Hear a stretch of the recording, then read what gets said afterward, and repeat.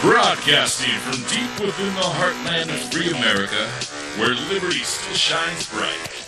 You're listening to On the Move with Mack Worley III. Hello, Mac Pack. It's great to be back with you for another episode of On the Move with Mack Worley. I, of course, am your host, Mack Worley III. I'm really excited to be here today. It's been, I think, 2 weeks since we've last spoken, and boy, have I missed you. There's been a lot of stuff in the news that have happened, and if you've been following this election, I mean, just when you thought it couldn't get any crazier, it does. So, Hillary has a FBI investigation that was launched on her again, thanks to Anthony Weiner. He was caught up in a sexting scandal involving a minor, I believe 14, 15, 16-year-old, something like that, female. And as a result, he's under investigation by the FBI, probably going to do some jail time. And then suddenly the FBI discovers, while they're searching his computer for child pornography, they discover that Huma Abedin, his wife, I'm assuming that they're not going to stay together. I think she has released information saying that they were splitting up or something along those lines, but she's still subject to the investigation because they live together. And her stuff is in that place, so they got a warrant. They seized her computer. Come to find out that 650,000 emails related to the Clinton email server scandal are on Huma Abedin's computer. Interesting enough, she signed an affidavit swearing that she had turned over all the information, and she wasn't supposed to even be in possession of this stuff, being that some of it was classified. And the FBI, they reopened the investigation. A lot of questions surrounding that. And now today, oddly enough on a Sunday, FBI Director James Comey says, they're not going to change their original findings. How he said that she was reckless, essentially, I'm paraphrasing here, but, they're not going to prosecute her. So he said that they're just going to stick with that one. I don't know what's going on with this investigation. I don't have enough information yet. I will continue to follow the story as it develops. But this came out today. And I find this particularly interesting because, again, I've said from the beginning that a vote for Donald Trump in the primary was a vote for Hillary Clinton. And I thought, and I still think, I was wrong in that this entire FBI investigation, it's unfathomable that somebody could lose. Donald Trump could lose to somebody who's under FBI investigation. How is that possible? I don't know. There's no historical precedent that I know about for this. But I would just imagine, as a everyday voter, I personally couldn't cast a vote for somebody who was under FBI investigation. I just couldn't do it. Especially for what she's under investigation for, and the fact that we pretty much know she's guilty as sin. So, I mean, he has to win, right? Trump has to win, right? Even though 2 days before the election, Comey comes out and says, we're not going to change our mind on her investigation, even though we have new evidence, 650,000 emails. There's absolutely no way that they have gone through all of those emails yet. We also know that there was a snafu in the obtaining of a warrant for these 650,000 emails because they knew about them. They couldn't search through them because it wasn't underneath the warrant for the initial investigation for Anthony Weiner. So they needed to get a new warrant in order to check these emails. They waited weeks, several weeks in fact, before reopening the investigation. We're going to talk more about this. I have a few articles I want to read about this, get us up to speed, Today's episode is titled Vote Your Conscience. This is episode 140 of our program. If you're just joining the show, if you've never listened to us before, first and foremost, I just want to say thank you for letting me bend your ear. We talk about all sorts of things on this show. We talk about guns, government, philosophy, all sorts of things. This episode, we're going to be talking about the election a little bit. I don't really want to focus on it too much because, honestly, I don't care. And if you guys disagree with me, that's fine. I'm just over it. I am over this. I don't see a difference in these candidates. They have differences, but they're both Marxists. And if you disagree with that, okay, that's your opinion. And if you're one of those conservatives out there or Republicans that are saying to yourself, I know Hillary's going to be bad, and I don't know about Donald Trump. If you think that Donald Trump is a deeply flawed candidate and there are things about him that you don't particularly like, but you're going to bite the bullet and vote for him anyway because you're concerned about, let's say, for example, the Supreme Court. If you're concerned about Hillary nominating some liberal Supreme Court justices, okay. I understand. I disagree. I don't think that there's really any evidence to suggest that Donald Trump will nominate anyone remotely conservative. I don't think Donald Trump knows what conservatism is. In fact, I don't really think Donald Trump could spell conservatism. That's just my opinion, but I digress. You probably disagree, and that's fine. I understand I'm in a minority position here. I understand that I'm expected to just shut up and vote Republican. I get that, but I'm not going to. I've never been particularly good at just shutting up and going along with things. So I apologize. I know many of you out there probably disagree with me, and that's completely fine. If you're one of those that are voting for the lesser of two evils, if you acknowledge the fact that Donald Trump is not a good candidate, okay, I understand, and I get your decision. I disagree. And we can just live with that disagreement. That's fine. We're not enemies.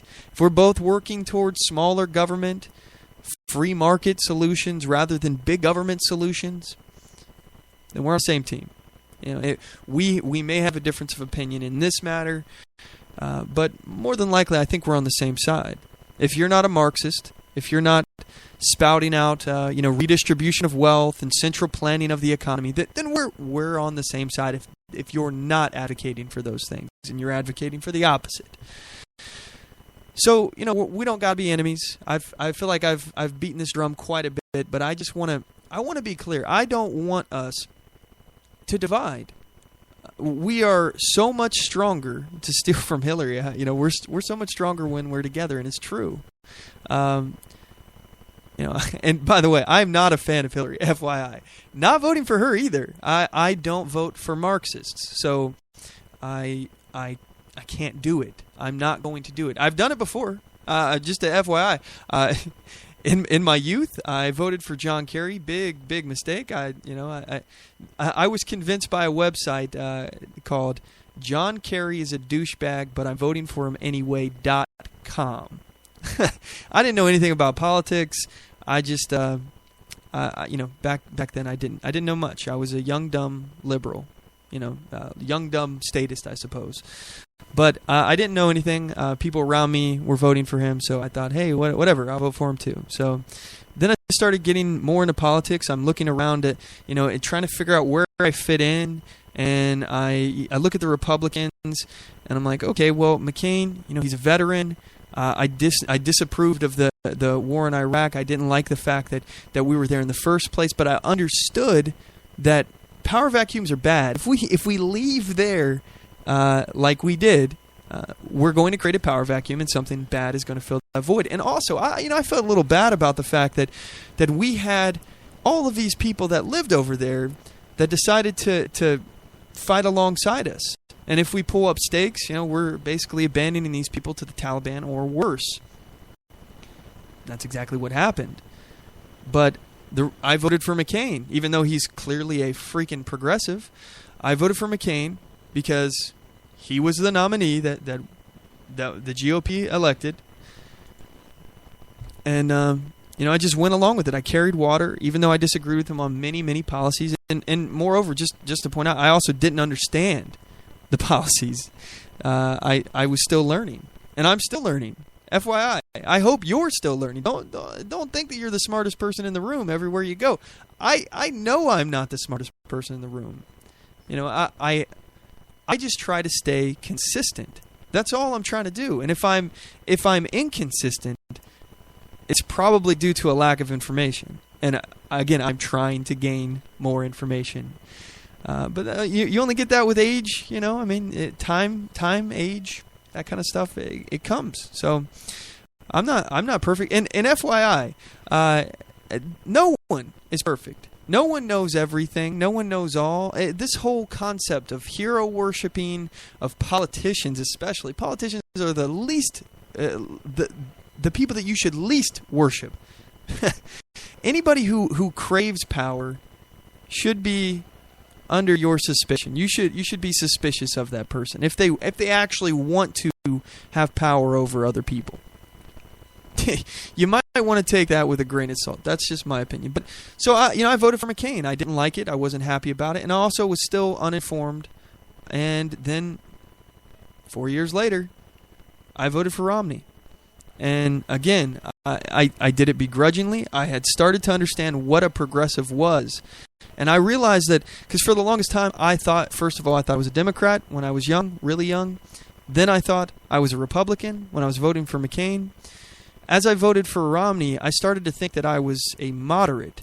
Because I didn't necessarily agree with everything in the GOP, and I didn't necessarily disagree with everything on the Democrat side. So, I happen to think that privacy is really important. I happen to think that people have a right to put into their body whatever they want. So I'm against the war on drugs. So, as far as the Republican Party, I don't really mesh very well with that.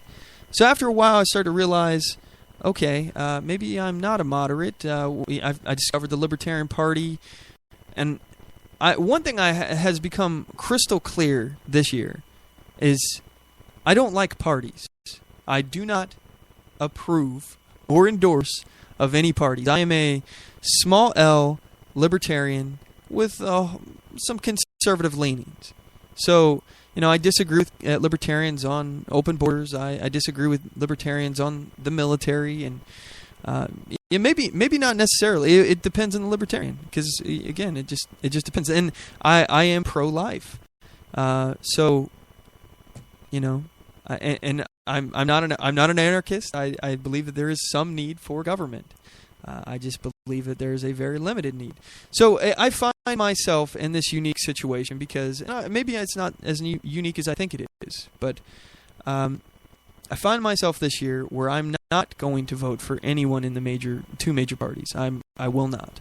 I will sooner not vote for the President of the United States before I vote for either Hillary or Donald Trump. I will vote down ballot.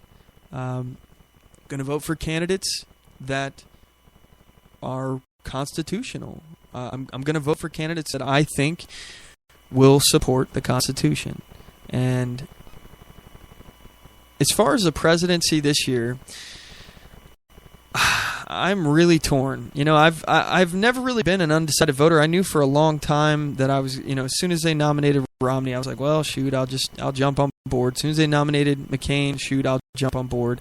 And, I don't really necessarily count John Kerry because I didn't know what I was doing. But this year, I'm torn between Evan McMullin and Darrell Castle. And Evan McMullin running as an independent, he's doing pretty good in Utah. He's not winning, but he's doing pretty good. There's a chance he could pull something off in Utah. I don't know. Darrell Castle, on the other hand, I'm really, I'm leaning heavily towards Darrell Castle. And look, I know that he's not going to win. Okay, I get it, but the point is, I'm not voting for the lesser of two evils. I only have my one vote. I can only control what I do, and the fact is, either one of these two major candidates, these two major party candidates, I believe will be bad. I happen to believe that Donald Trump would actually be worse for the liberty movement than Hillary Clinton. Again, I've articulated this before. I think that Donald Trump will, first of all, the tariff policies alone, he's already going to crash the economy. The economy will crash, period. But Hillary Clinton, like the Obama administration, is going to continue trying to kick that can down the road. Either way, the economy is going to collapse. I hope that Hillary Clinton is the one holding the bag when it does, because the blame will be put on her. Donald Trump's tariffs will instigate a collapse, and I argue that's not good for Republicans. That's not good for the GOP to be the ones holding the bag. Donald Trump won't be kicking that can down the road. I don't even think that Donald Trump fully understands what is happening right now. So, look, he could be the best president in the world. I mean, Donald Trump could be the best. I could be totally wrong, and if he wins and he's good, he reduces the size of government. If he, reduces our taxes, if he reduces the government's purview, influence in your life, I'll eat my words. I will enjoy the taste of crow. I'll be the first person to admit that I was wrong. I don't think it's going to happen, though. Based on everything I've seen from Donald Trump, his support of tariffs, his anti-free market policies, support of things like eminent domain, the seizure of private property, and in his case for private financial gain. That was for his company. He wanted to take an old widow's, by the way, home. He wanted to destroy it in order to build limousine parking lots. He lost, by the way.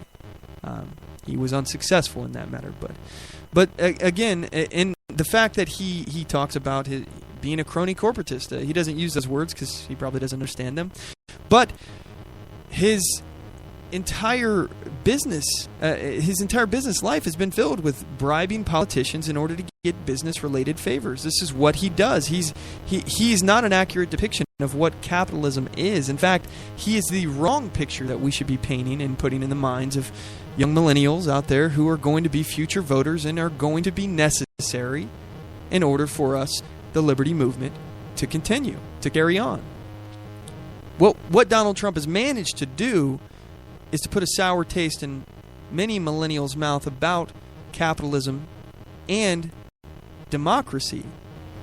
So now we have young people who are questioning the legitimacy and the way that our government works based on examples that they see which aren't even representative of what capitalism really is. So you can't blame capitalism if there was no capitalism involved. If it's crony corporatism, special favors given to one business or person by the government in order to either give them an unfair market advantage or to stifle their competition. Again, giving them an advantage.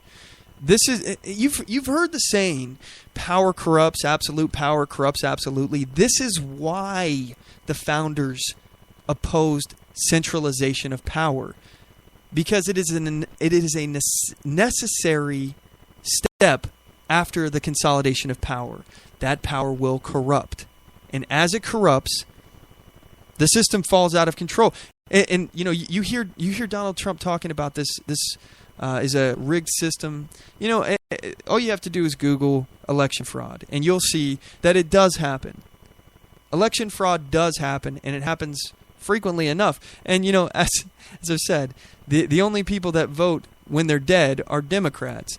The Democrats are conniving. I'm sorry to say it. They are very conniving. We've seen even Project Veritas. We're going to talk about them later in the show.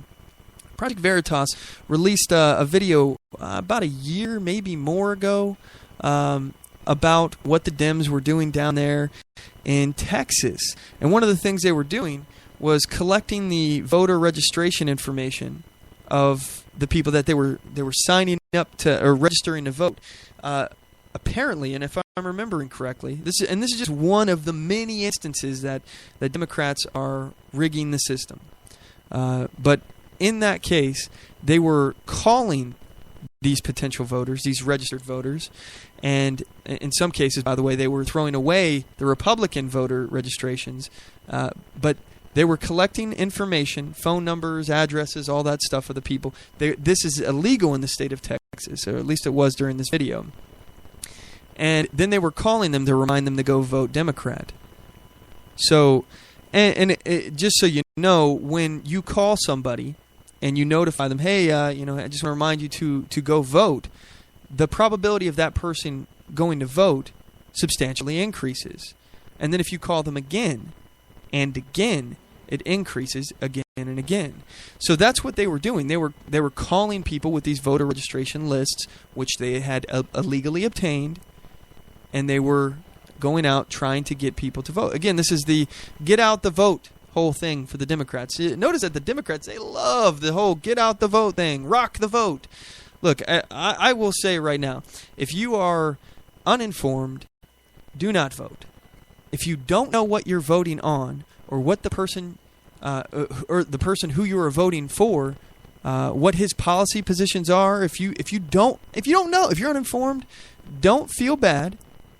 Don't vote. Just don't go to the polls.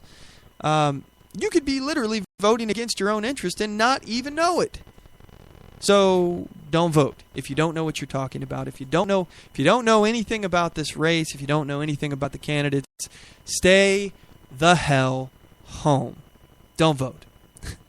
I know I'm probably one of the few that are going to tell you this, but I personally, this is how I feel. Even if you're voting in line with me, if you don't understand what you're voting on, don't vote. I'm sorry. Anyway, so today we got a whole lot of stuff that we're going to talk about. I want to talk a little bit about the election, what's to come, what we now know about the Clinton campaign, thanks to Project Veritas, James O'Keefe over there. I want to talk about Russia, Wikileaks, and the CIA, Clinton's FBI investigation, and why the alt-right is Marxist. You guys don't want to go anywhere. We've got a whole lot of show, and in the second hour, by the way, we're going to be joined by my good friend Dan Sandini of the Daylight Disinfectant. Go check him out, daylightdisinfectant.com. We're going to be talking about Project Veritas on that. So you do not want to go anywhere. We'll be right back.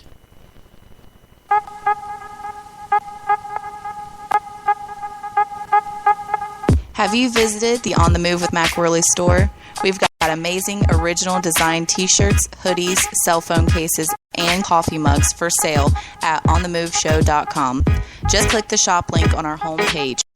You won't want to miss out on the iHeart Open Carry and Bare Arms t-shirt for only $20 plus shipping. Again, just go to OnTheMoveShow.com and click the shop link on our homepage. Your purchases will help make the On the Move show bigger and better. We appreciate your support.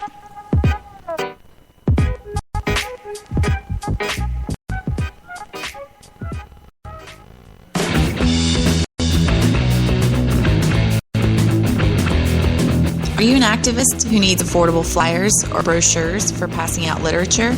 Or a political candidate who's looking for business cards, logo designs, yard signs, or vehicle decals? Email me, Latasha Worley, for all your graphic design needs at latashawurley@gmail.com. That's LATOSHA Worley@gmail.com.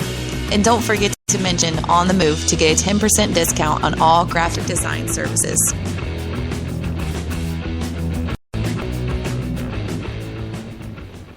Oath Keepers is a nonpartisan association of current active duty military, reserve, guard, veterans, peace officers, and firefighters who will fulfill the oath we swore.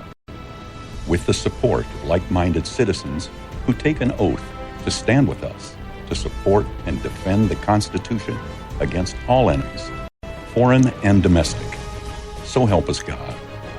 Join us at oathkeepers.org. Broadcasting from deep within the heartland of free America, where liberty still shines bright. You're listening to On the Move with Mack Worley III. All right, we're back. So let's go ahead and dive into some of the news that since we've been gone. By the way, I was gone for 2 weeks. I was on vacation, and as luck would have it, I happened to get sick during my vacation. Right before, actually, had to go to the doctor and all that. I got strep throat, and it was very painful. I was under the impression that I had gotten that before, but I can tell you, I know I have never had that before now. I thought maybe when I was a kid or something at some point, or even, just a few years ago, had a sore throat, thought it might have been strep, or, when I get sick, I just sleep. I sleep it off. That's what I do. And, I slept until like 7 p.m. when I first got it. And, I didn't look in the mirror at my throat. And then I looked in it and I was like, oh my goodness, what is back there? What is in the back of my throat? It's crazy. It looked like my throat was like rotting away. Without getting like very descriptive. I don't want to gross you guys out, but it was bad. I'll just say it was very, very bad. Hurt so bad to swallow. Could barely talk. I mean, it was awful.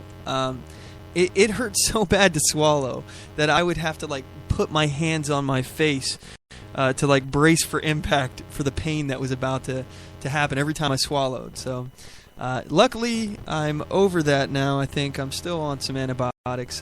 Penicillin is awesome, by the way. I have no idea how that stuff works, but it does, and I'm very grateful. So, but yeah, it took me a long time. I was feeling really terrible. Went to Florida, and it was really awesome down there, but I was sick, as luck would have it. But managed to have a good time. Went to Universal Studios. Anybody been there? Let me know. Hit me up on Twitter at OnTheMoveShow. By the way, I just realized I forgot to give all the website information. So check us out every Sunday, 5 p.m. Pacific Standard Time, 8 p.m. Eastern Standard Time at OnTheMoveShow.com. Follow us on Spreaker.com/OnTheMoveShow. You can also get the show over there as well. Like us on Facebook.com/OnTheMoveShow. Follow us on Twitter at OnTheMoveShow. Message us over there, please. I'd love to hear from you guys. And also, you can subscribe to us on YouTube.com/OnTheMoveShow. So let's go ahead and get into some of the news since I've been gone here. And by the way, I hope you guys liked Chris Cruz filling in for me last week. I always like it when Chris fills in. He's really good. I think he's got a really good point in a lot of issues. He's got a good head on his shoulders, friendly guy, and reasonable. I think that is the hallmark of who I want to connect with. Is, are you reasonable? Can you listen to reason and just follow logic, and admit if you're wrong, and not rub it in if you're right, kind of thing. These are the kind of things that I look for in people to connect with and talk about politics and things like that. Even if we disagree on everything, if you're reasonable, you're logical, and you're polite, which I think Chris is all of those things. And I have a lot of respect for him. I hope you guys check out his other stuff. You can follow him on Twitter, by the way, at RC_Cruz, I believe. Let me double check that. I want to make sure I'm not sending you the wrong way here. RC_Chris with a K. Sorry about that. So RC_KRIS. Follow him over there. He's doing some awesome stuff. Anyway, so again, if I haven't said so already, thank you so much, Chris, for filling in for me. Okay, so now to the news, things that we've missed. Let's go into the FBI investigation real fast here. So this is dailymail.co.uk. This article is very long-winded on the title here, but I'll go ahead and read it. FBI knew about Weiner's laptop emails weeks ago and delayed telling Director Comey, again, that's the FBI director there, as top Senate Democrats suggest he broke the law for telling Congress about the investigation. This article is written by Nikki Schwab, dated 30 October 2016. So let's just go through some of the cliff notes here. The FBI officials knew in early October that Anthony Weiner's laptop contained emails that were sent to or received from Hillary Clinton's secret server. However, agency head James Comey wasn't informed of this development until Thursday, writing a letter to Congress Friday that emails existed. Republicans, including Donald Trump, pounced on this news, suggesting the FBI must have found a smoking gun in the new email trove. Democrats have pushed back, suggesting it was inappropriate for Comey to write Congress without knowing what the messages contained. and by the way, this is me speaking now, he couldn't have known what the 650,000 emails contained, because first of all, it was 650,000 emails, but second of all, he didn't have a warrant for it, which we're going to get to. Senate Minority Leader Harry Reid today said he believed Comey may have violated the Hatch Act. What the FBI officials used to make their determination that Clinton emails were on the laptop was the metadata. So let's go down in the story a little bit here. Okay, let me find about a warrant here, because this is okay. Oh yes, the Wiener investigators were given a green light to further examine the metadata on the computer and report back. Then, at a meeting earlier last week between Justice Department and FBI officials, the Wall Street Journal found out that a senior member of the Justice Department's national security team asked to be briefed on the current status of the Wiener laptop. That's when officials realized that nobody had gotten a warrant. So that was weeks. That had gone by, and no one they had just forgotten to get a warrant to FBI. You know, it happens, fall through the cracks. I mean, we're only talking about national security. It's only a very prominent figure in the news. I can understand how you can forget Hillary Clinton, you know. Maybe you purposely put her out of your mind, right? FBI, Justice Department. Who wants to sit here and listen to Hillary Clinton, let alone read her emails block? So, I get it. I understand. It can fall through the cracks, weeks go by. Maybe you just, let it slide until after the election. You got stuff to do. Hey, Walking Dead's coming on tonight. Just a little bit from now. I get it. Lots of really important things to do. Anyway, the article continues.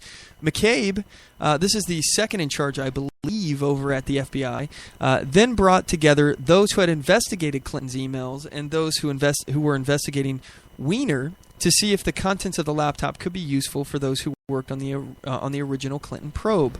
Comey was briefed on the matter, according to Wall Street Journal, once the teams agreed that the Wiener emails were pertinent to the previous investigation, which had seemingly concluded in July, when Comey briefed the press, telling reporters that the FBI couldn't recommend charges to the Justice Department because no reasonable prosecutor would try to make a case against Clinton. Riling up Republicans, Comey also tisk Clinton and her aides for being so careless with classified information. Comments that Trump allies say reveal how the FBI director really felt about the case. Trump and his supporters have long suggested that Attorney General Loretta Lynch was pressured by Bill Clinton to not go after his wife, and thus pressured Comey to back off. There's no evidence to suggest that this is what actually happened. Now, Republicans are saying that the FBI's announcement that it's looking into the new cache of emails is righting the previous wrong. So, look, I actually have absolutely no idea what's going on in this situation. This all doesn't add up, which it should be a red flag to anybody. First of all, that it was this investigation was essentially reopened 11 days before the election, which is crazy coming from the Obama Justice Department that they would even allow this. One of the things that I have heard a theory about, I believe I heard this from Glenn Beck, and this could be something legitimate. I don't know. This is all pure speculation, so don't yell at me and call me a liar, because I don't know. I don't know what's going on. But Glenn Beck suggested that it's possible that FBI Director Comey had believed Hillary Clinton when she said that she turned over all of the pertinent information, all the pertinent emails relating to this investigation, the initial investigation of the server. And again, according to law, she is able to. I believe this is a terrible law in the first place. The way this is set up, for her to be able to have a private email server and be the custodian of it and be able to decide what is classified, what is work, what is personal, and then delete. Again, she deleted 36,000 emails, something like that, that she determined were personal. We'll never know. We'll have no idea what was actually in there. But I believe that FBI Director Comey could have, and this is Glenn Beck's theory, could have believed her when she said that, and then when he got this new information from the Wiener probe, they concluded that obviously there was some new information. So, and again, it looks like they had been hiding this this need for a warrant, and the fact that there were 650,000 emails on this server relating to the Clinton investigation. It appears like they could have been playing hide the ball with Comey, and I don't know, but Mr. Beck seems to think that that it's possible that Comey could have gotten upset and felt like, hey, I'm not going to be the one to blame when it comes out that this warrant never was obtained. So then he essentially went public with this and was able to obtain that warrant so that they could look at it. According to what I'm hearing now, reports are saying that there were classified information in there, and some of these emails were new. They're not all duplicates. So who knows what's going to happen? I don't think that anything's... I stand by my previous assumption that Hillary Clinton will not face any jail time. Best case scenario, the best case scenario we could hope for in this is if Hillary Clinton did get elected President of the United States, maybe she'd be so busy caught up in defending herself in this investigation that it would really bite into her time that she could use to increase the size of government and do all of the Marxist things that we all know she wants to do. Maybe. And perhaps best case scenario, she could get impeached. I don't know much about her vice presidential candidate. I'm sure he's just as Marxist as she is. I don't think it'd be a better situation necessarily. One Marxist is just as bad as the next, I think. But it could happen. I don't know. I think it's possible that this FBI investigation could haunt her for her entire term. I think it's possible she could get impeached. I don't know. I'm not counting on it. I'm telling you right now, folks, I am digging in no matter what. At the end of this election, we're going to be screwed. No matter what happens, we're screwed. And the only way that we're going to be able to get this, make our lives better, survive what's to come, is not going to be because we came up with some kind of government solution to fix the problem. It's going to be because of you or me or everybody doing their own individual part. You have a job to do right now. And I hope you're taking this job seriously.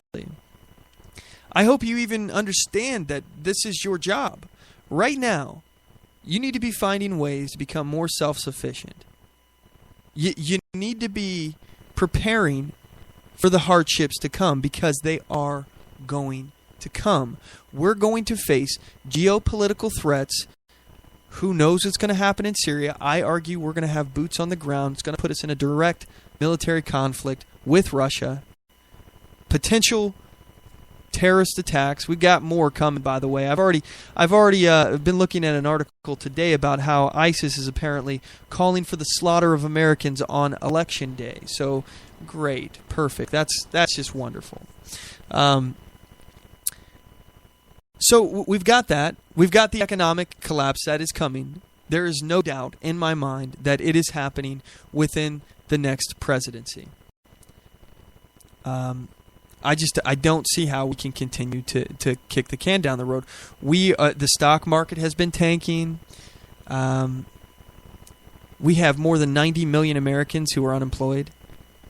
And in the next few years, the next 10, 15 years, I want you guys to imagine the economic calamity that's going to happen, not just from our easy money policies and our debt, our massive $19 trillion in debt, or the bailouts that are coming with the quote-unquote infrastructure.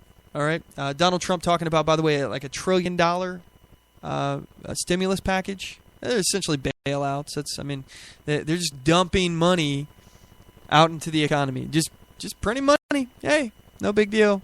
More quantitative easing coming around the corner. I do not believe the hype. There's absolutely no freaking way that the Fed is going to raise interest rates. It's not going to happen. We're already in a recession, yet no one seems to be calling it that. We are there now. We are headed for a greater depression, a worldwide depression. And at the same time, we're facing domestic unrest here at home. So your job right now number one, to become more self-sufficient. And I hope you're doing this. Hope you're trying to find a way to ease the burdens that will be coming in the future. Whether or not that's stockpiling food, paying off your debt, storing some money, having some cash on hand, maybe some gold, silver, something along those lines. Prepare. Just prepare. And then your second job. And this is your homework, folks. This is what I hope that you'll do. And, you have every right to do whatever you want. Again, no force behind this, all right? I believe in the non-aggression principle. So this is what I recommend and what I'm trying to do in my life. Number one, prepare. Number two, wake up as many people who are reasonable, logical, and polite. Willing to have an intellectual exchange without, resorting to cursing people out, without calling people liars. With that, and by the way, this is one of the things that I'm noticing now from the alt-right, by the way. And this isn't unique. This isn't something that they started, but I'm telling people about things about Donald Trump, by the way, about his support for single-payer health care, and that he said that he doesn't care. If it costs him any Republican votes, he's not gonna. The government's gonna pay for everybody's health care, and he doesn't care whose vote he loses. Again, that is universal single-payer health care. So he keeps talking about repealing and replacing Obamacare. How about we just repeal it? How about we not get under the hood, as I'm hearing some of my so-called conservative or Republican friends saying we need to fix Obamacare now. Again, I've said we need to let this thing collapse under its own weight. That's my opinion. Let's just repeal. Let the free market do what it will. No need to replace. If you just get rid of all the barriers, the regulations, the government getting between you and your healthcare provider. I mean, that's why healthcare is so freaking ridiculously expensive. First of all, health insurance was supposed to hedge against some kind of financial catastrophe. Now your health insurance is a financial catastrophe.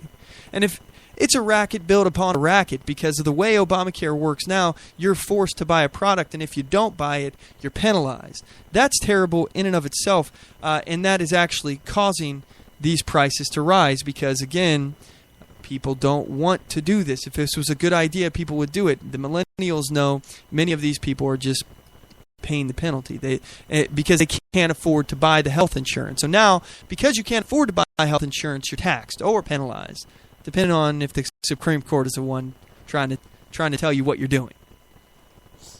So, with that said, it's failing as it is. Obamacare premiums double, triple. Still, we're still being force-fed this crap.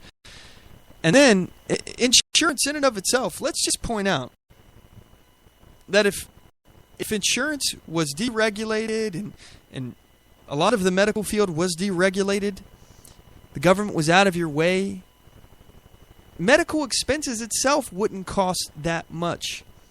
If it wasn't for insurance, medical expenses in and of itself would be cheaper. Insurance, it's just like, it's the same concept as when the government tries to pay and subsidize for school, like college.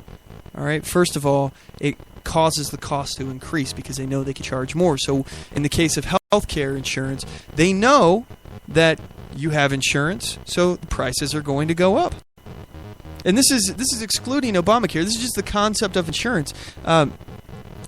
Insurance causes healthcare prices to rise.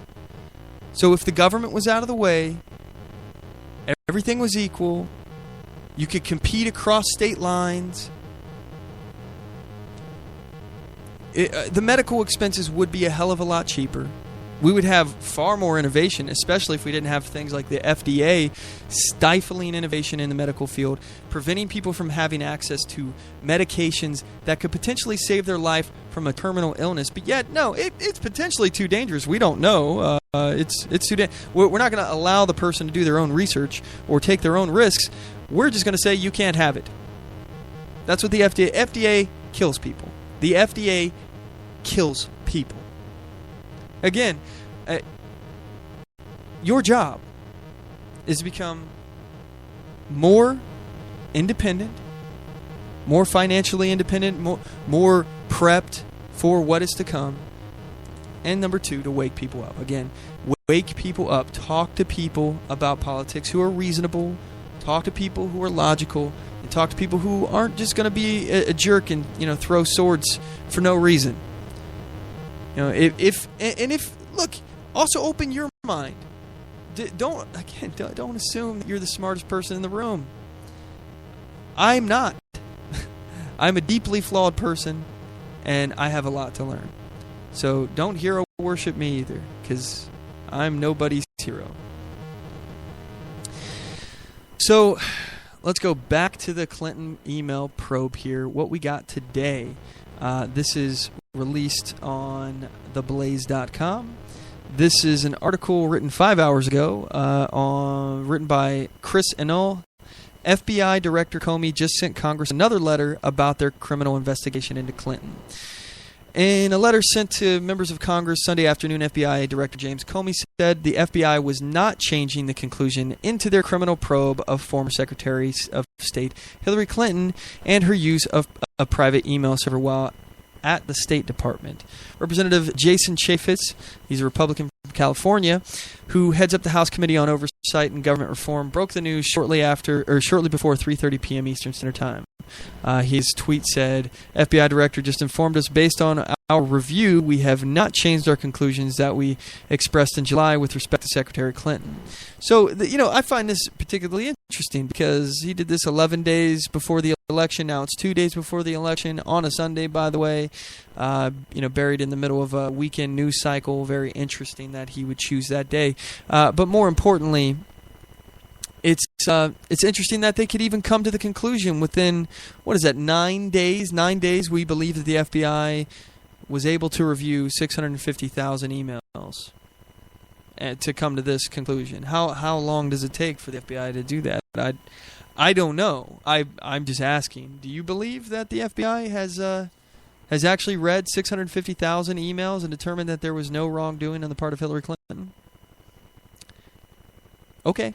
Let me know. Number to the show, 360-450-5625, 360-450-5625. You can get us on Twitter at OnTheMoveShow, Facebook.com/OnTheMoveShow. Let us know. Let us know what you think.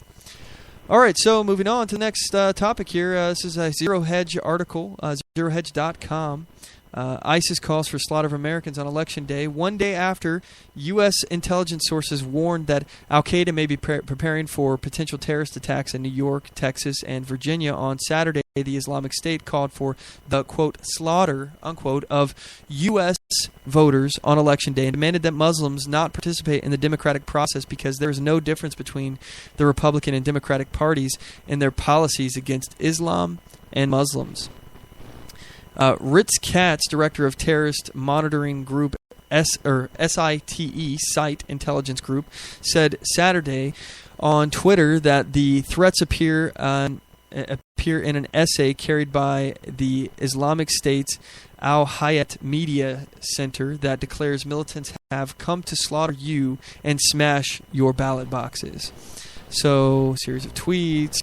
May Allah make this year's U.S. presidential election a dreadful calamity like no other to have struck America throughout its pathetic history.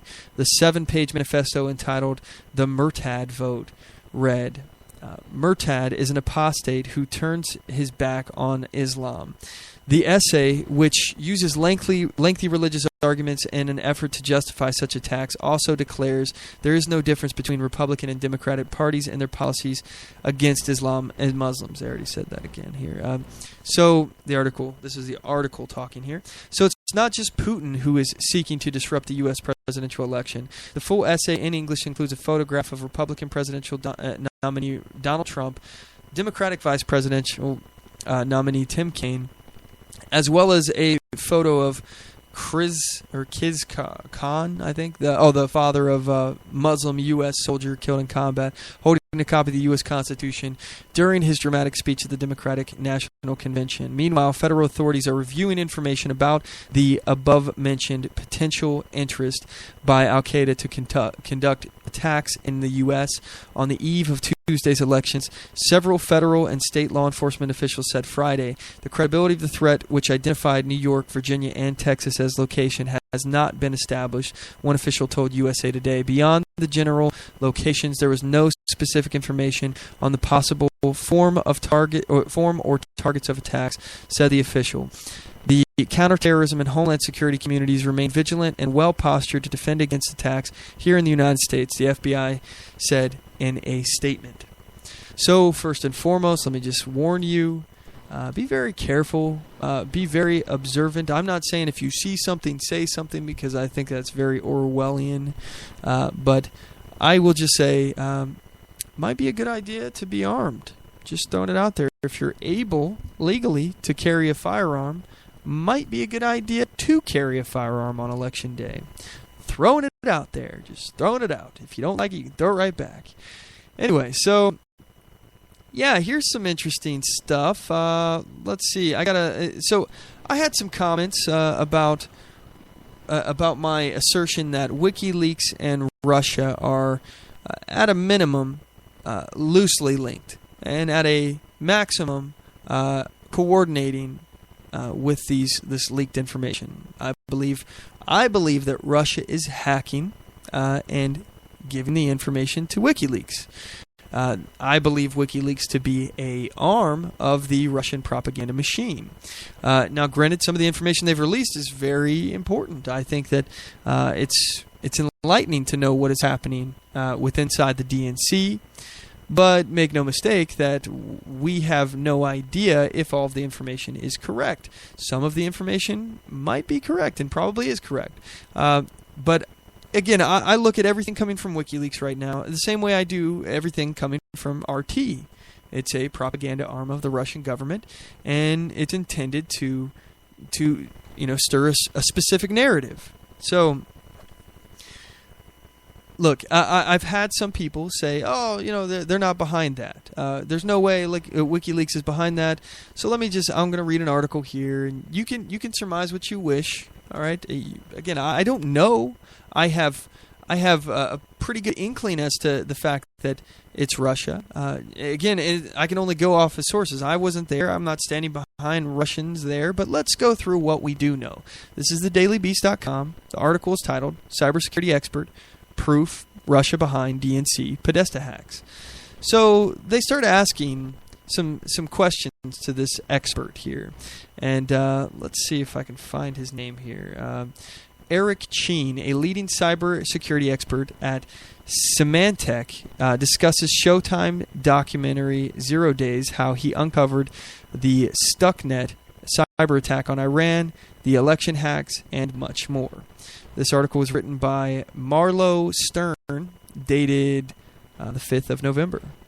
And, oh wow, I just realized we missed the 5th of November. Remember the 5th of November. Anybody who's seen that, you know what I'm talking about. All right, so let's move on here. They say, how do you determine the attribution in a state-sponsored cyber attack? There seems to be some confusion over this in light of recent events. Attribution, this is the cybersecurity expert, attribution isn't going to happen from looking at things like binary code that's been created. You can get hints from that, but there's a real big issue with with what people call false flags. Even if someone writes in their nickname or a handle or uses a language operating system, or puts in dates of their working hours, they could be working in the middle of the night to throw you off. From a binary perspective, looking at the samples and how the attacks are conducted, it's very difficult. The way attribution has to happen is through old school intelligence. You have spies working in different countries, getting information and discovering that countries have conducted different types of information and have conducted different types of activities. You're not going to see it purely through cyber forensics analysis. The issue, and this is the question to him again, the issue has come to the fore in the 2016 U.S. presidential election. The Department of Homeland Security and the Office of the Director of National Intelligence, a combined 17 intelligence agencies, issued a statement saying Russia was behind the election hacking.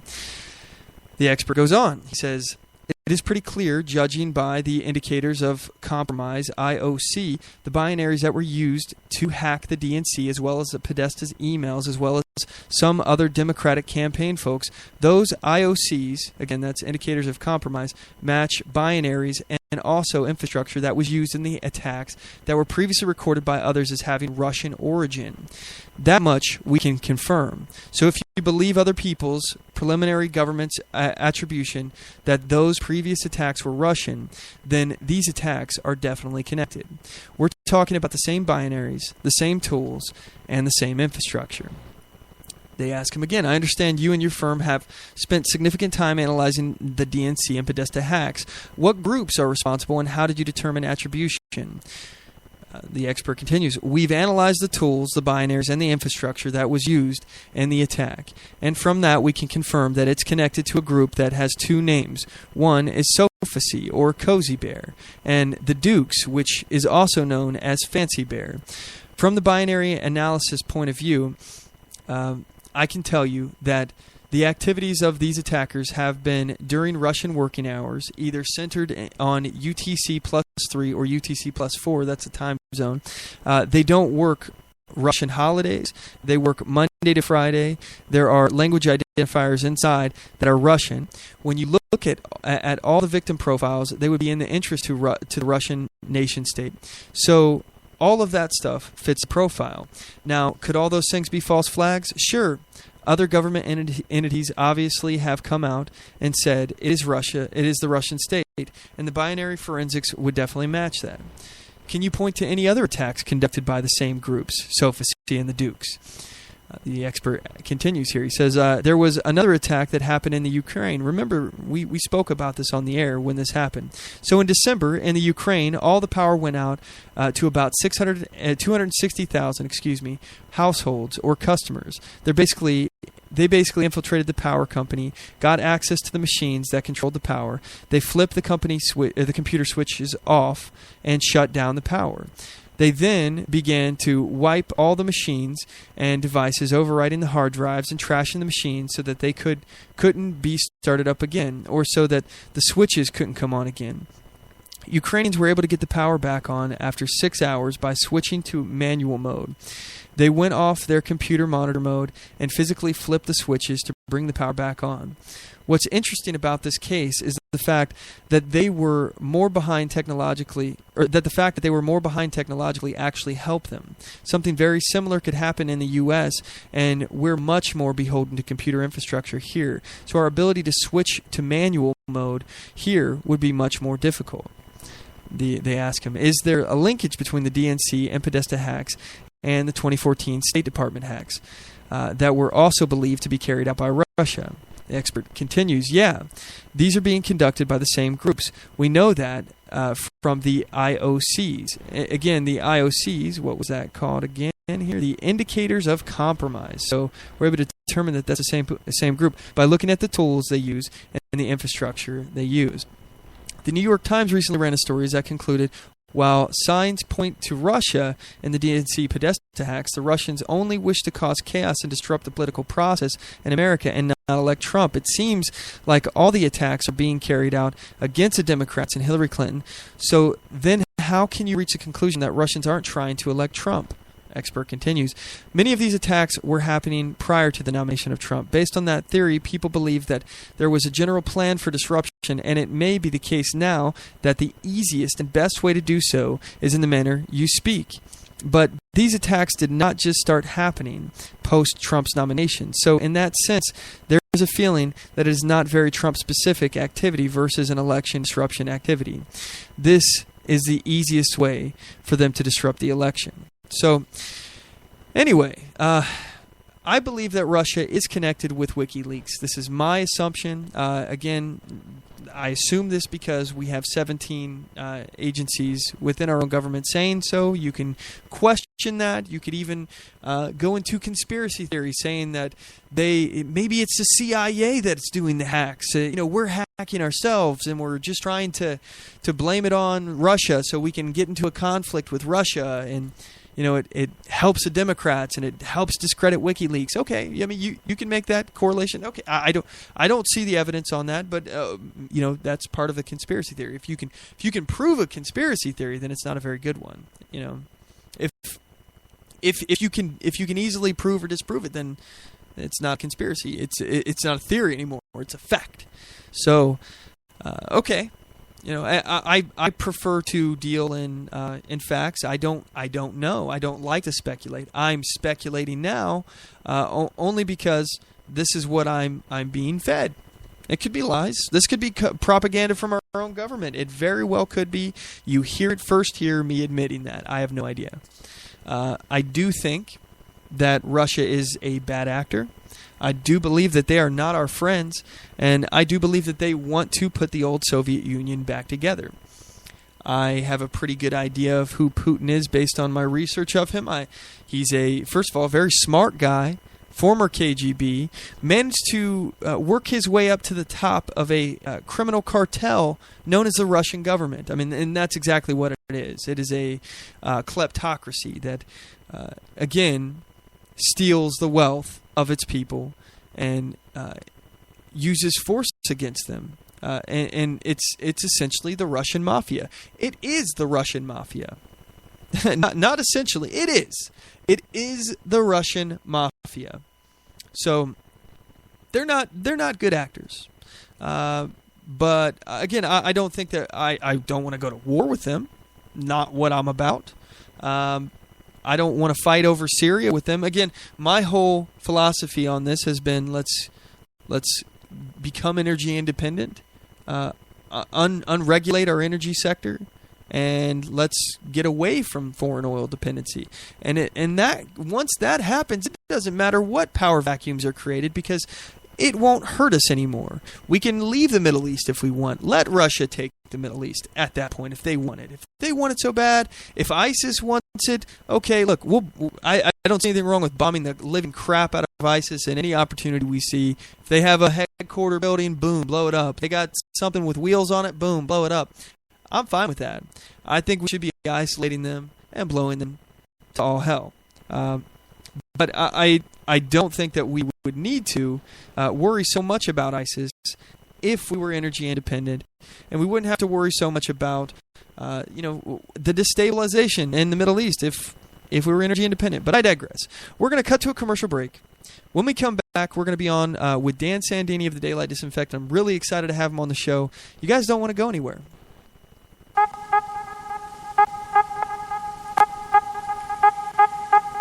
Have you visited the On the Move with Mack Worley store? We've got amazing original design t-shirts, hoodies, cell phone cases, and coffee mugs for sale at OnTheMoveShow.com. Just click the shop link on our homepage. You won't want to miss out on the iHeart Open Carry and Bare Arms t-shirts for only $20 plus shipping. Again, just go to OnTheMoveShow.com and click the shop link on our homepage. Your purchases will help make the On the Move show bigger and better. We appreciate your support.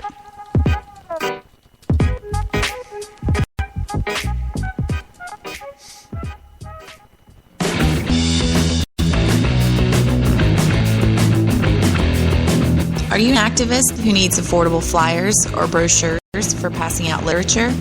Or a political candidate who's looking for business cards, logo designs, yard signs, or vehicle decals?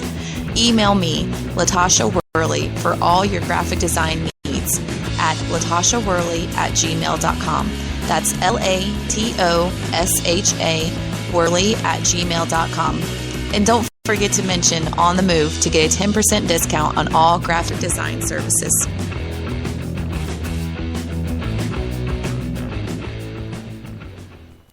I do solemnly swear that I will support and defend the Constitution of the United States of America against all enemies, foreign and domestic, and that I will bear true faith and allegiance to the same, and that I take this obligation freely without any mental reservation or purpose of evasion, pledging my life, my fortune, and my sacred honor.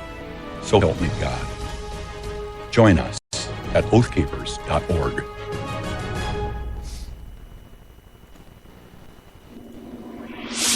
Broadcasting from deep within the heartland of free America, where liberty still shines bright.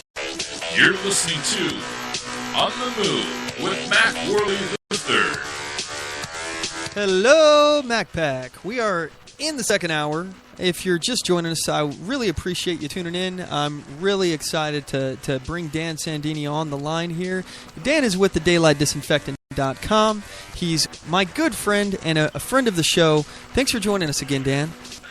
Well, thanks for having me on the program, Mack Worley. I was just tuning into what you were saying while I was on hold about ISIS, and I thought, you know, maybe if we want to disempower ISIS, maybe if we want to not have to care about ISIS so much, we ought to not have our state secrets uploaded, our most sensitive information uploaded onto private servers where it can be accessed by our worst enemies.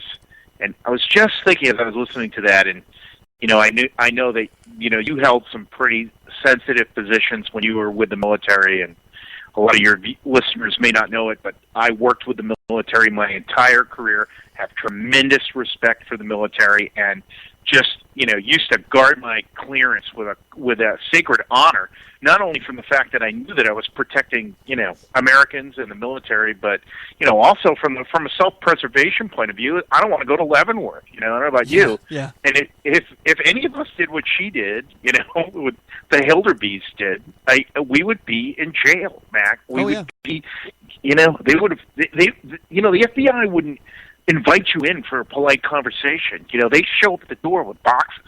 They just upload. They just grab everything you have. You know, then they throw you.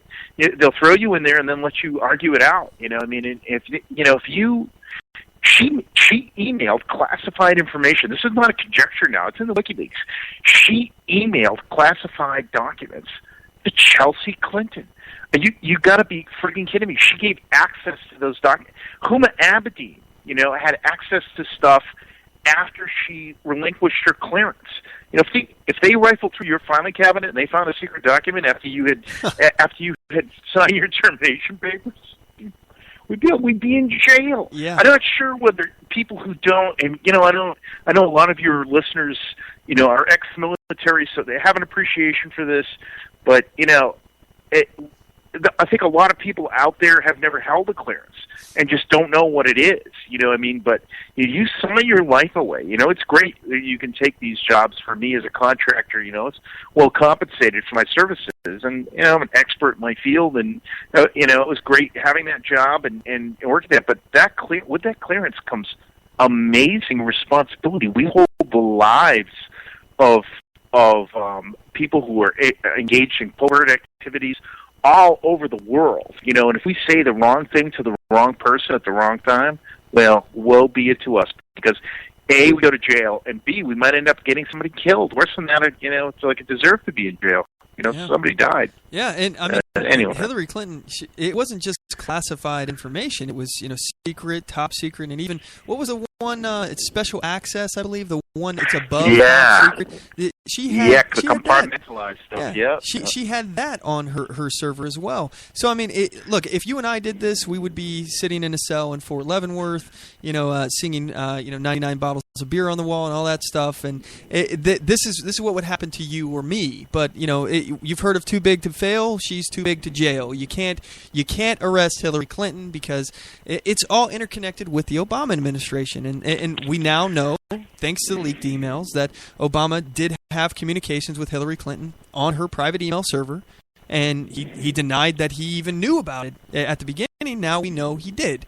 So this is all interconnected, and you know the idea that the FBI, you know, it conducted an investigation. And by the way, Obama, his administration's FBI, his Justice Department, it decides that, oh, you know, we investigated ourselves and there's no wrongdoing. This is preposterous. So you know, she's not going to go to jail. I argue there will be no consequences for, except maybe losing this election. And let me ask you, I know you're in the tank for Donald Trump, but I just want to put your objective hat on, and I just want to ask you, who do you think is going to win based on what you're seeing out there in the news? I'm only really following. I'm not trying to piecemeal the electoral map. Okay, but I've got some bad news, and I'm trying to deal with it myself. And I don't want to discourage anybody from voting. I think it's imperative that you vote. Okay, imperative. It's probably never been a more important time in my lifetime anyway that someone votes. But I'm just projecting that he can't make up the difference. As small as the difference is, without a game changer, on election day or the day before tomorrow. He's going to lose. He's going to lose in the popular vote by a point, by a solid point. Do you think? And I'm not making that up out of my butt. I'm looking at some of the more reliable polling, and I know polling data can be bogus. But as you get in this close, these polls, they have to get close, or they go out of business. There's a lot within of a money. week. This could be within a week. They've got to be solid. Anything outside of a week, it really doesn't mean anything. But this last week, he has been closing, Mac, from the Friday surprise, the Comey Friday surprise, where for whatever reason in the world, and we can talk about that, that he decided to. Why do you think he did do that? Well, it's a good question. It's a real good question, but that did help Trump right up through about Wednesday of this week. I mean, he was putting away a solid, 0.6. He was cutting the difference, between on an average of half a point a day. She was in free fall through last Wednesday, but somehow it bottomed out on Wednesday, and that squishy stuff went away. And so now he's just sort of flatlined there. And I don't know. Weekend polling data, that's one thing people should take to heart, is that weekend polling data is traditionally very unreliable. It's just weird. It can be all over the place. But come Monday, people are going to make decisions. There's going to be a number that's going to come out tomorrow, okay? The Real Clear Politics number of the average of those most recent polls tomorrow is going to tell a lot, okay? That's a very important number in terms of the popular vote. But, as we were saying, in that with this, popular vote. This is not we don't live in a democracy. We live in a democratic republic, as we've talked about in your program, and you've educated your listeners many, many times that, you've got to win the electoral vote. So, and Trump has been, I haven't been following it, but there is just some weird stuff going on. Michigan? When's the last time Michigan went red? Never. Oh, not mine. But the people who work in these, you could say whether Trump's really going to help the situation. I think you would argue he's going to hurt the situation. But, a lot of workers are fed up. People up in Michigan are just fed up with what's going on in the world, I think a lot of people are. And again, I do think that that's some of the appeal of the Donald Trump candidacy. It's the, are you tired? Are you fed up of this? Are you angry of continually, first of all, I would argue it stems from continually getting these progressive, lukewarm Republican candidates. We keep being told that we have to put up this progressive, a Democrat light, so to speak, in order to be competitive on stage there. But it really, and what I keep arguing is, how do you, as a conservative, ever expect for your ideology to win if you, first of all, never advocate for it because you're continuing to carry water for somebody who's not a conservative, like John McCain or Mitt Romney, or I argue again, Donald Trump. But how do you expect to win if you not only are you not arguing your own philosophy, your own ideology, but you're never ever allowing the American people to vote for them? Vote for conservatives. It just doesn't happen. We keep putting up these so-called moderate candidates that continue. Again, I think most of them are Marxist. Most of them are progressives, and progressivism is deeply rotted inside the GOP as well. It's not just something that's in the Democrat Party. That R or D on your name doesn't mean squat. What do you believe? Are you going to try to increase the size of government? Do you believe in central planning? Do you want to redistribute wealth? If you do, you're a progressive. You're a Marxist. And I'm not going to vote for that. Well, I mean, Perfect. What I would say to you is, and this is probably where we part company, is that, perfect is the enemy of good enough. And, I'm an engineer, and that's one of the axioms for engineers. And perfect is the enemy of good enough. And 85%, what is it? The 85% solution is good enough 90% of the time. And, America is just not ready. These primaries, the information that comes out of the primaries is, what is America ready for? And America is just simply not ready for what I think you and I would totally agree is our ideal candidate. You and I would like to see a Ron Paul or a Rand Paul, or even, I could even come around to Gary Johnson, but we can argue about whether he's that America's not ready. Can you honestly tell me that if we actually had a conservative, even I'll accept, because there's things I don't like about Rand, like his cooperation with Mitch McConnell these kind of candidates really bother me.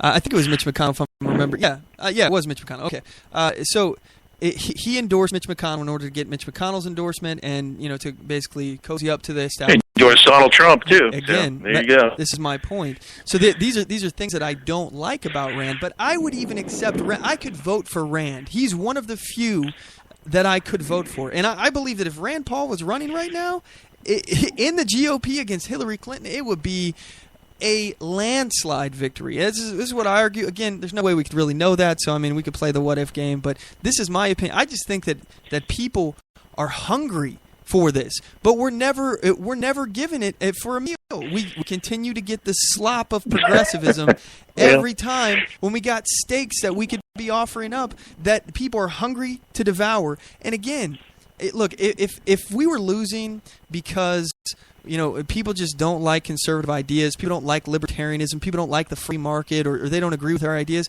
that'd be one thing. But the problem is we haven't even put it up for election in decades. Well, look, when I say people are not ready for for a libertarian or a perfectly conservative candidate, okay? When I say people are, you have to understand what I'm saying there. We have a system that's been in place since the Austrian economists came here, fleeing World War II, and landed. Okay, they were a group of socialists who landed primarily in the Southern California area and began to permeate our school systems with basically a divisionist philosophy that breaks everybody up in order to get people to embrace socialism. And that brainwashing has permeated throughout most of, and there are still some exceptions there, but most of the advanced education inside of the United States, and it's actually gone down further than that. It's in high schools, too. So the whole idea, okay, of the government taking care of you, okay, has permeated the educational system. So when I say America is not ready for that yet, I'm not saying, okay, we take a bunch of blank slates and we say, hey, are you ready for this yet?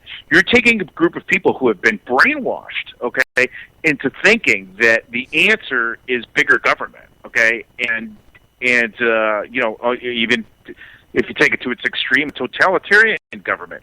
And most of what's, Bernadine Born and the Weather Underground and all of these organizations, Saul Alinsky and Barack Obama and Valerie Jarrett, and this entire group of people who do really, I believe, everybody I just mentioned fully embraces the idea that government is there to take care of you. That most people are too stupid to take care of themselves. That whole idea has just permeated our country. So when you ask them to embrace a candidate that says, "Hey, guess what? Big like Ronald Reagan said, big government is not the answer. Big government is the problem." Okay, people just they can't fully embrace that at once. But if you take, and I'm just going to use Donald Trump as a candidate, and by far he is not my perfect candidate, not at all. Okay, he has got to lead with a sugar covered version of this. And I'll give as an example this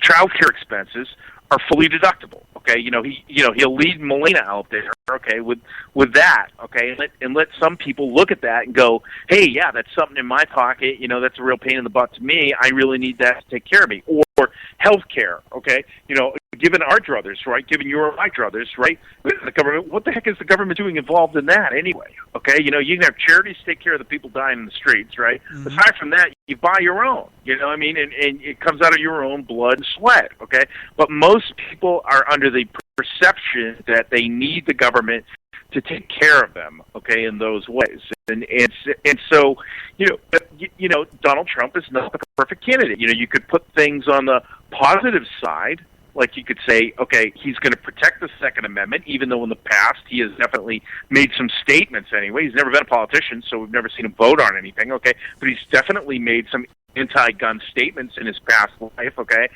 But right now, he's been, he's been signed up by the NRA, okay, which is a perfect organization either, okay? But, let's just look at that. He's willing to publish a list of Supreme Court justices that he would nominate, okay, which I think that I haven't looked at that list. I don't know who these people are, but it seems to me that there's a lot of conservatives and a lot of libertarians that are willing to look at that list and say, whoa, a hell of a lot better than we're going to get from anybody else, okay? So that's good. But so you've got to take people. See, Mac, that's the thing, is you are an idealist, and to some extent that's a good thing. But there are also the practicalities of life that people like, Rand Paul face every day. And, they've got to get shit done on a podcast, okay? And so what we're facing here is, the battle between good enough and the battle between perfect, and you want perfect, and I'm just telling you that, I don't want to burst your bubble, but, you're never going to take that in one step. You are never going to take that in one step. You have got to get people, you've got to, soften that blow. So when I say America is not ready for Gary Johnson, okay? And honestly, I've seen some strange things out of Gary Johnson, which kind of make Donald Trump look a little more conservative than he is. So it's strange. And for you, Mac, as a person, as a radio talk show host and that thing, you have to leave your. Don't be Lars Larson. Somebody will call Lars and tell him, hey, Dan Sandini is just disrespecting you. I'm not. But Lars is always of the opinion, if you listen to him go, he's got an answer before he gets into the question. It's very seldom. I don't think I've ever heard him get off his dime, okay? But you have to get in a mode where, you leave yourself open to the fact that, well, gee, maybe I haven't achieved the full level of enlightenment in this life, okay? Maybe I'm wrong about some things, okay? So you accept the reality that you're never going to have the perfect candidate. I just implore you to do that. I know you won't, but you probably already voted. Do you have early voting out in Kentucky? Yeah, we do. I haven't done it. I like to go to the polls the day of. Dude, ink it in for Donald Trump, man. Do me a favor, will you? No. That's not going to happen. It's all right. I'll just stop you right there. That's not going to happen. So let me point out. First of all, I want to say I actually have just this show. I've admitted that I'm not perfect. I don't know everything, and I said in the first hour, don't hero worship me. Don't hero worship at all. Your statement here, you said that perfect is the enemy of good enough. Okay. And that I'm an idealist, and that I'm looking for perfect. I'm absolutely not looking for perfect, because again I've stated I have my beef with Rand Paul. I even have beef with Ted Cruz. I have a lot of problems with a lot of politicians, because ultimately they're politicians and I don't trust them. And then they go back on their word and they let you down, because that's what politicians do. I don't trust these people as far as I can throw them. So that's generally how I operate. Now, you said perfect is the enemy of good enough. Well, let me meet your statement with another statement. A vote for a Marxist to stop a Marxist is a vote for a Marxist. Doesn't matter how you spin it. Doesn't matter what reason behind it, how you're planning out, well, if I do this, this may happen and that may happen, or I have to stop this person because of that, and all of this, I have to choose the lesser of two evils. Regardless, if you're voting for a Marxist, you just cast a vote for a Marxist. It doesn't matter if they had an R or a D in front of their name. Marxism is what I'm trying to oppose. So I don't care if you're a perfect candidate. I don't even care what's going on in your personal life, as long as it's not going to put you at risk to being subject to blackmail from another nation or something like that, or companies that will use you to give them special favors or something, that kind of thing. Look, my point is that I don't want to vote for Marxists. So if your central tenet in your philosophy is that the government is the solution, that we should be turning to the government because right now, to steal from Donald Trump, we got some stupid government leaders and we just need to replace them with smart ones because after we do that, then everything will be fine. Look, if you believe in central planning, you believe in restricting the free market, if you believe in single-payer health care, using eminent domain for private financial gain, if these are the things that you believe in, I oppose you because I oppose Marxism.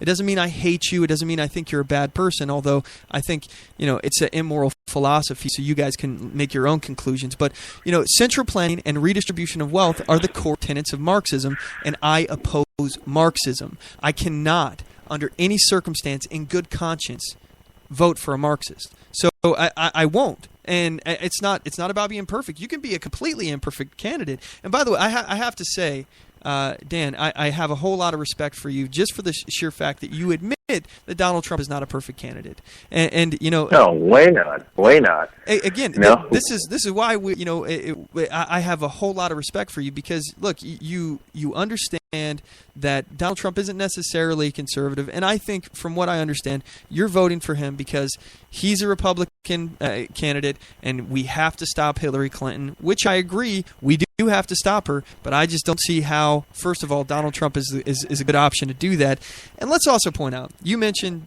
the Second Amendment, and you also talked about Donald Trump's history of it. He has been in favor in the past of banning assault weapons. I'm using air quotes here, assault weapons, and he also favored longer waiting periods for background checks and all that. And that's in the past. I hear this from Donald Trump supporters. Have you not changed your mind in 16 years? Okay, all right. Let's just believe that Donald Trump changed his mind on this, and it's not just to get elected, and that he actually means what he says.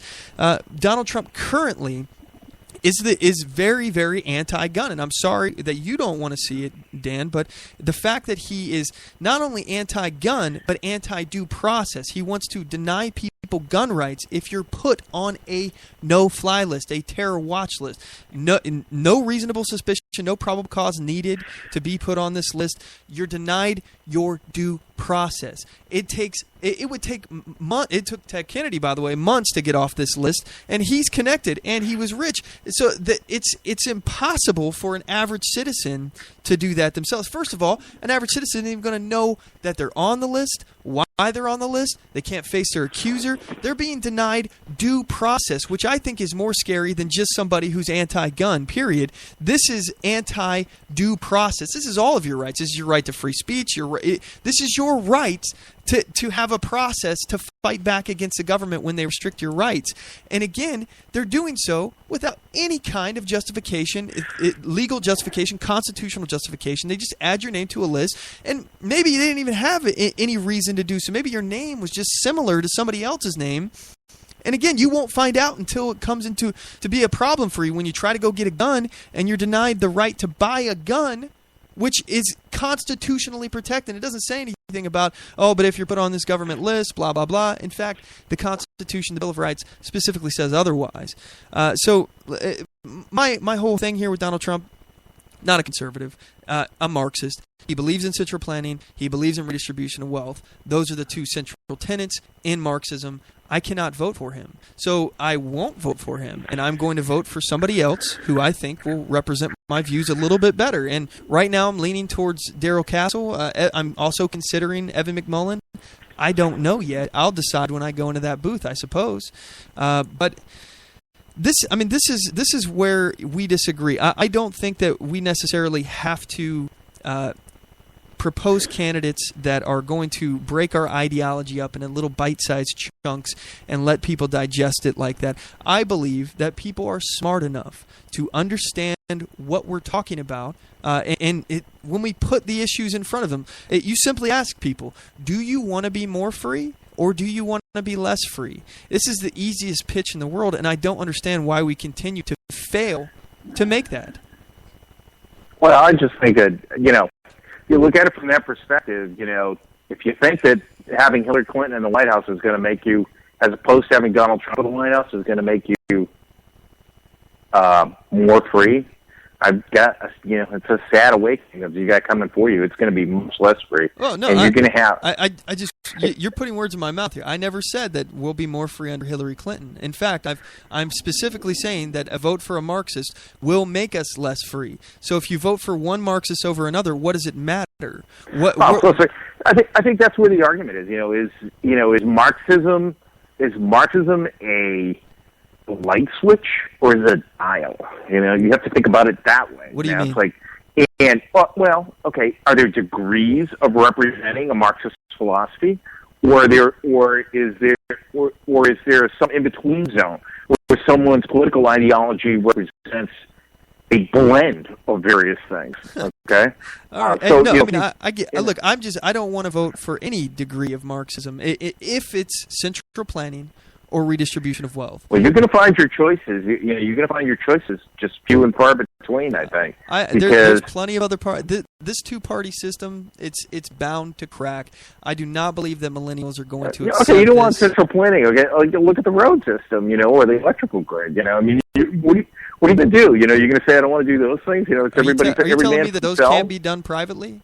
We can't build a road without government. We can't turn a light on without government. I think that you need a very slim role of government that that would control independent contractors and bringing that to you.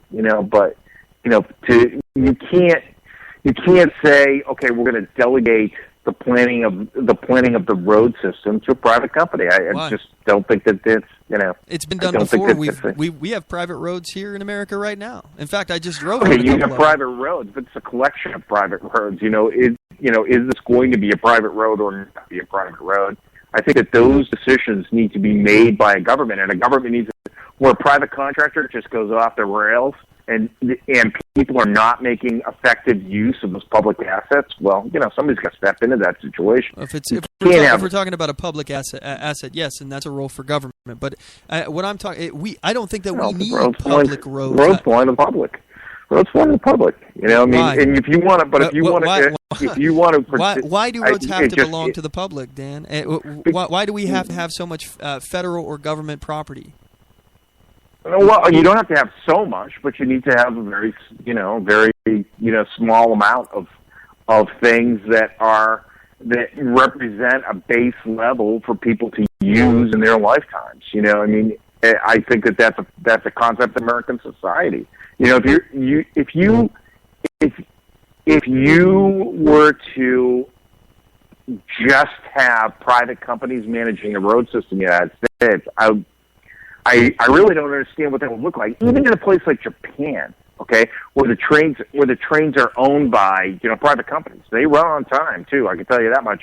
They're reasonable price too. Of course, you've got it's a totally different system in the United States. You can't, you've got so many people jammed in such a small area. You have to have a train system, but it works very effectively. But those maybe I need to think outside the box because they are. The Shinkansen is owned by a private company. Yeah. And if somebody jumps in front of the train and kills themselves, your family is liable for the lost cost of running the train. It comes down to things like that. And to some extent, Japanese are more conservative than the United States is because those things are run by by private companies. So maybe we would be better off in that particular circumstance. But I just think if our roads were managed by private companies, if most of the things that the government does was privatized, it would be run better. It'd be run more effectively. And again, we'd have less costs associated with it because you're paying for those roads. It's not like that road is free. You're paying for it out of your taxes. Every time that you fill up your gas tank, you're paying for those roads. And by the way, I know you in Portland. I know how you've complained. I've heard you complain before about how these bicyclists who aren't paying for the roads start to get like lanes in your road, taking away from your a whole lane of traffic that you could be driving in, but yet you're now subservient to somebody who's not even paying the taxes on it. Whereas in the case of like a toll road, for example, if you go through a toll road, you use the road, you pay for what you use or the amount of axles on your vehicle or whatever, and if you notice, toll roads are typically a lot better. They have less potholes. They also have less cops, from what I've noticed, because they don't want to pay the toll to get on the road. So, hey, it's something I saw while I was traveling up in New England. Maybe this is common knowledge now, but you know how they have these easy pass things for going through the toll booths with? I forget what you call them in various areas, but you can now on certain roads, as a single driver, use the express lane that used to be the commuter lane. You pay the fee, okay, by just rolling through using your Easy Pass. And so you're basically paying for an upgrade of service to use that express lane. That makes sense. I thought that was a pretty cool idea. Yeah. I never really thought about it before, but those are the kinds of things that you could do with a private enterprise, right? Exactly. You know, close tolls and just use these things. You know, and in the Boston area now, they are getting finally, we're getting a little off track here, but I've got to talk about this because it popped out as I drove up to Boston and driving to the Boston area. They have been trying to close the toll booths on the Mass Pike forever because they don't even take in as much as it is. You know, they need to pay the salaries of the people who work there. You know, so finally they're going to still collect the tolls. Okay, we can argue about that. Okay, but they're going to do it off license plates and off these Easy Pass things. Okay, and they're going to fire. It'll be unmanned toll booths. You'll roll through every one of them. There won't be a person there, and they're firing all those people. Isn't that awesome? Yeah, that's crazy. It made my day when I heard it. I'm telling you, every one of those people are the friends and relatives of political hacks in the Boston area. Technology is changing our economy so much right now. I was talking about this earlier, but there's going to be, with the minimum wage jobs and things like that, many people are going to be replaced by kiosks. Google self-driving cars, now they're talking about how they can make self-driving semi-trucks to deliver food and supplies and stuff like that. That's going to put so many people out of work. There's a lot of other jobs. I mean, you were talking about the toll booth, for example. You know, that they're going to be replaced by just some license plate scanner that's going to send you a bill in the mail. The economy is changing so much. And I find it interesting how much it's going to impact the jobs that we have that are available, and how that's going to turn into something else. That people are going to find employment somehow, some way. And what will the future of American employment look like? I don't know. It should be the perfect opportunity to fire a lot of government employees, right? Because productivity is increasing because we have obviously these intelligent software systems that can stop to replace people, like toll booth operators. If we thought about it long enough, if government workers actually really did something, which most of them don't. I'm sorry if I'm insulting members of your audience, but most of them don't. Maybe there are, and I know there are some that are well motivated and do a lot of good things. Okay, but there are a lot of government workers that really don't do crap. Okay, so if we can get rid of people, as we get rid of people, a great way to move more towards a smaller government would be, as automation replaces these things, we ought to be able to reduce the number of government employees, I would think. Okay, we're already doing it with the toll booth operators. You know, I mean, they're going. Maybe there are other. I don't know. Do we have government drivers for various vehicles? What about the post office? It would be amazing to see kiosks in the DMV. Can you imagine, like, just replacing all the DMV people in there with kiosks? It would be put it all online. Why isn't it online? It is online for a lot of functions, okay? But I mean, they ought to be replacing it all. Yeah. Force people to do it as an online transaction. That'll never happen. The day the DMV replaces their employees, their bureaucrats with kiosks is the day I'll eat some crow, because the government will continue to grow. It'll get slower and less efficient as time goes on too, and that's just the nature of the beast. It's a self-licking ice cream cone. But this isn't what we came to discuss today. So let's hone in on what on the election, what we want to talk about here. Well, first of all, let's go to Project Veritas. So for those people out there, can you start with the beginning? Because I know we're at the fourth video that they've released now. Can you start at the beginning and work what we have found out thanks to Project Veritas about the Clinton campaign? Yes, and so factually, as this came out, in episode 1, and I follow Veritas very closely. There's a video where an underground project, and people might not even know what Project Veritas is, but it's a non-for-profit organization that was founded by James O'Keefe, who is an self-described undercover journalist and a muckraker. Okay, so he deliberately goes in and pokes holes in the system to get a reaction so that people look at these things. Okay, but in that first video, James O'Keefe runs what many people might consider a sting, okay, which is he goes in and with undercover journalists and sort of probes and see what people are willing to do or are doing. And in this particular case, this person was already engaged in this activity. His name is Scott Fogle, and he has since shut down his Twitter feed, okay, but Scott was caught on tape by a Project Veritas undercover journalist admitting that they had instigated violence at the Trump rallies, okay? Mm-hmm. And so these, the left has been pointing at, the Hillary Clinton campaign has been pointing at Trump supporters as being violent people.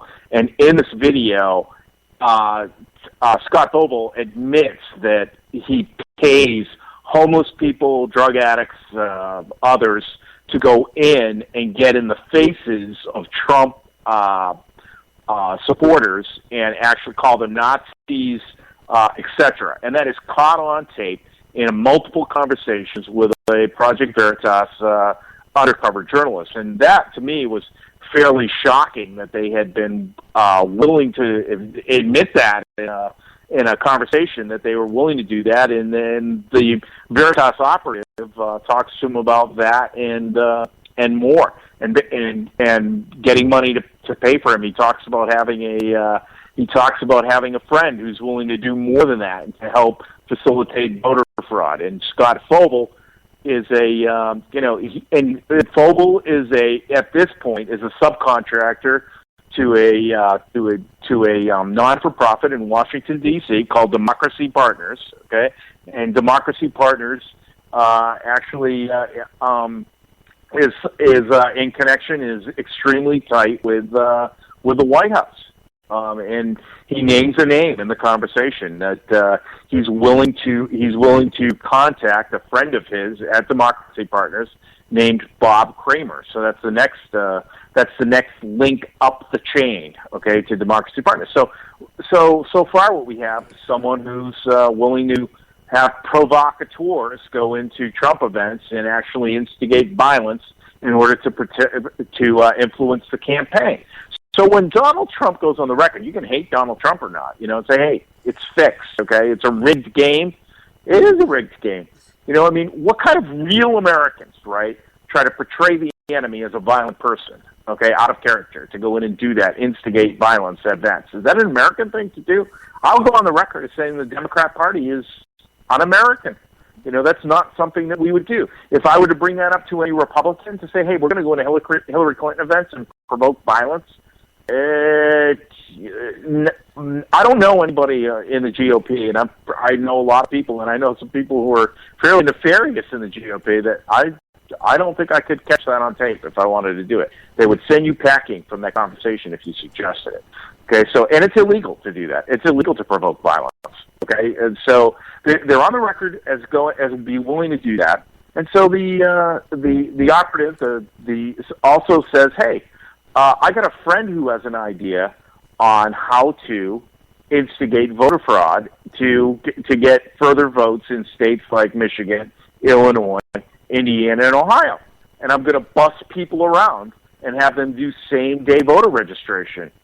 And the person is willing to go along with it, and say, yeah, sure, that's a great idea. But you don't want to use buses, okay? This is what people are willing to say, You don't want to use buses. The way that we do that is with POVs. We use personally operated vehicles because buses are too noticeable now. It's a dead giveaway. So what we do is we lease POVs from private companies, not from the normal rental car companies such as Avis or Hertz or Budget or whatever, but we go to private companies who are willing to lease us vehicles, and that way the number plates are not traceable as we go to these various events. And so what they're willing to do, Mac, the scheme that's cooked up is they're willing to say, okay, we have same-day registration in a state like Michigan, okay? And so what we'll do in Michigan is all you need is any picture ID and a legitimate voting address. That's really pay stub with a legitimate voting address. So what the Veritas operative pitches is he says, hey, I have a friend who has this idea.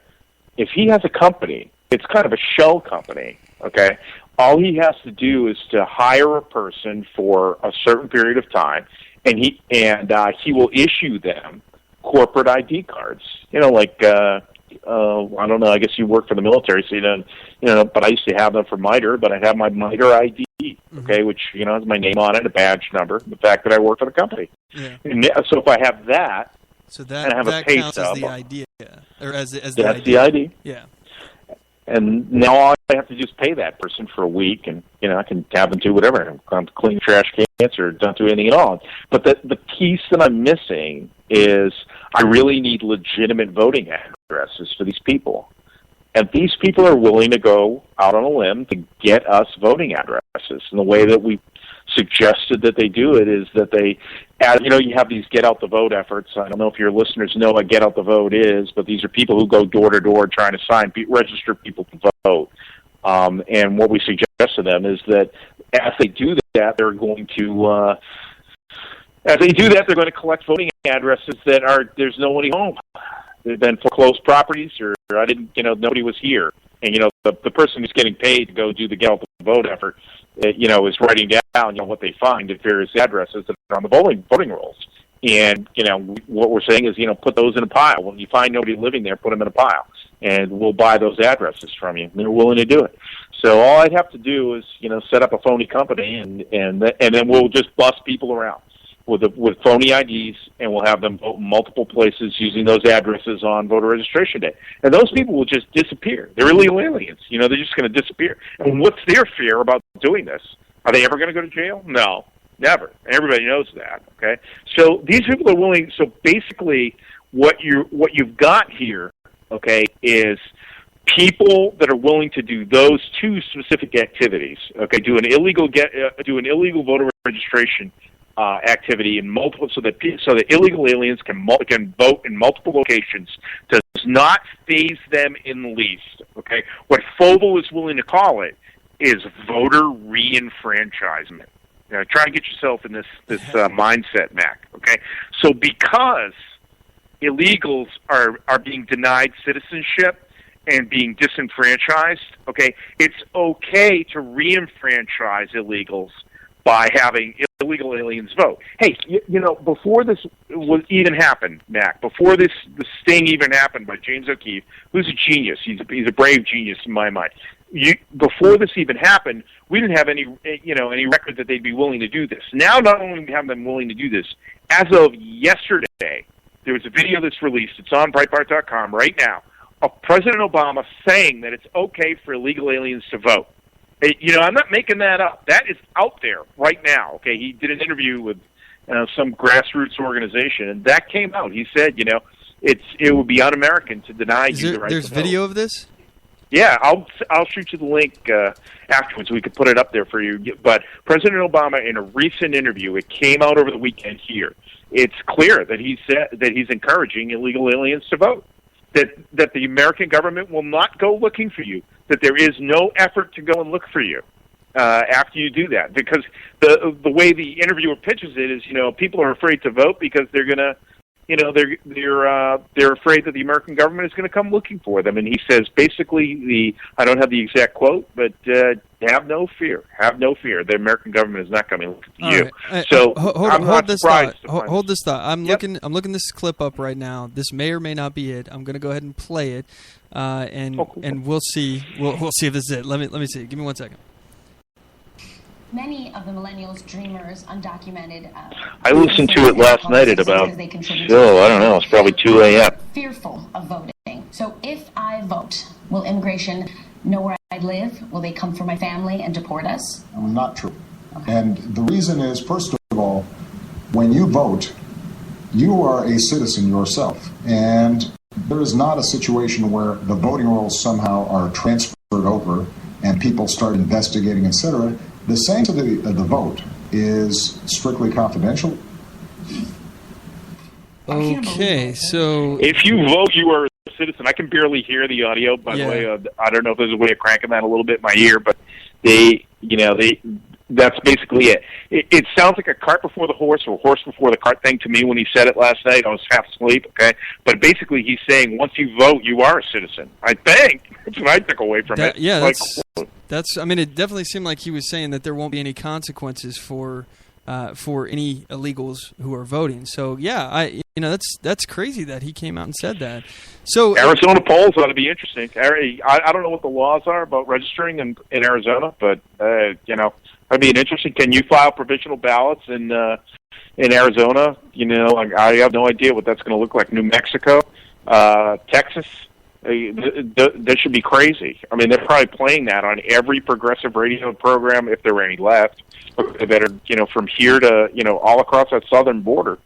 All those states are going to going to lean blue because of what's coming from the top. And this is just an example of the corruption that's going on. It starts at the top, man. This is according to the New York Times. Hillary Clinton appears to be gaining late momentum on surge of Latino voters. So it seems like there's a huge surge of Latinos that are coming out in key states. This article is written by John Martin, November 5th, 2016. Again, NewYorkTimes.com. Hispanic voters in key states surged to cast their ballots in the final days of early voting this weekend as demonstration of political power that lifted Hillary Clinton's presidential hopes and threatened to block Donald Trump's path to the White House. So, in addition to the fact of all the scamming that they're doing, the voter fraud, and the encouraging of illegal immigrants to vote, they're coming out supposedly in opposition to Donald Trump because of how tough he's been on the border, essentially. So, what is this thing about, by the way, the Donald Duck and how that's linked to Hillary Clinton? Can you enlighten our listeners on that? So, okay, so if you go further into those videos, so there's the series of four main ones that deal with Scott Vogel and the violence of Trump rallies and the voter registration fraud deal. And basically, what they do is they send this Donald Duck mascot around, okay, to these rallies to get in the faces of Trump supporters in line, okay, and basically it's Donald Ducks. Okay, they think this is a good idea. Okay, personally, when I saw it in the videos, I was like, "This is a really lousy idea. I think it's just got no legs to it at all." Okay, yeah. But they dress people in a Donald Duck outfit and put a shock of orange hair on its head, and he walks around saying Donald Ducks, as in Donald Ducks' tax returns. Okay, that was the whole idea of the thing. But during the course of the videos, let's just recap a little bit. You've got Scott Vogel, okay, who's willing to do these provocateur type activities. Okay, he mentions a friend of his who's Bob Kramer. Okay, and Bob Kramer turns out to be the head of an organization, a non-for-profit in Washington D.C. called Democracy Partners. Okay, and Democracy Partners is the guys who are doing this Donald Ducks thing. And what Vogel does is he puts Kramer in touch with a would-be donor, okay, who happens to be a Project Veritas undercover investigator. And during those conversations, it is said by Bob Kramer, okay, that Hillary Clinton knows exactly what's going on with these Donald Ducks, and she directed it, okay, that this Donald Ducks thing would happen. Okay, now you say to yourself, oh, that's not so bad. What's the deal? You've got this mascot going around. But what the deal is that the campaign is not allowed to direct these non-for-profit PACs and super PACs. These are campaign finance laws as a result, by the way, of what's it called? What is that thing that that Supreme Court case that Hillary Clinton's always trying to fight?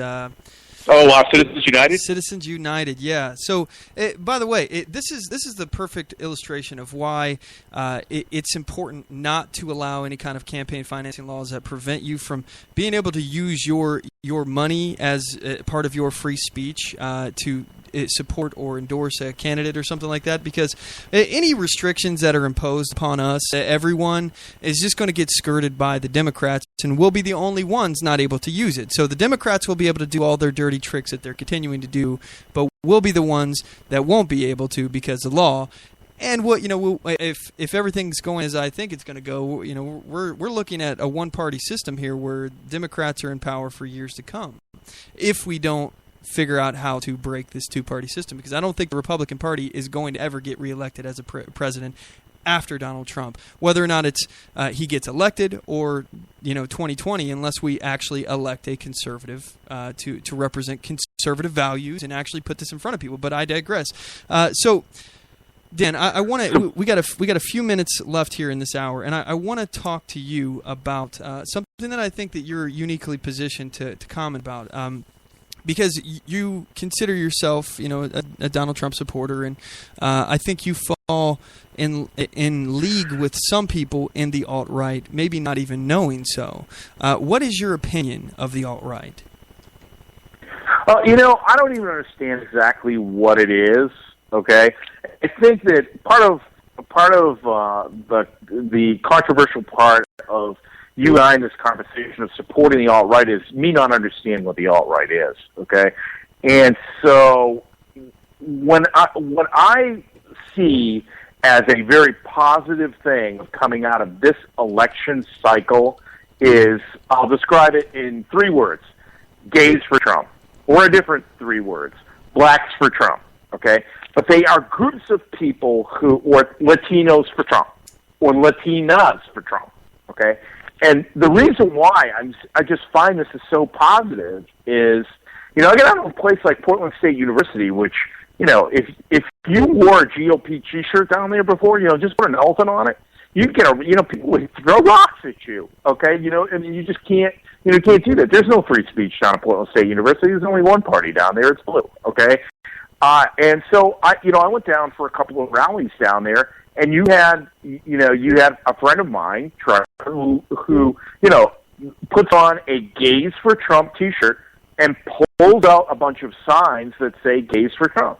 And I'm like, dude, if you're brave enough to bring that out down there, then I'm brave enough to carry one of these signs for you guys today. So, I've got one, and it's just great because of the hateful looks that you got, but the whole idea.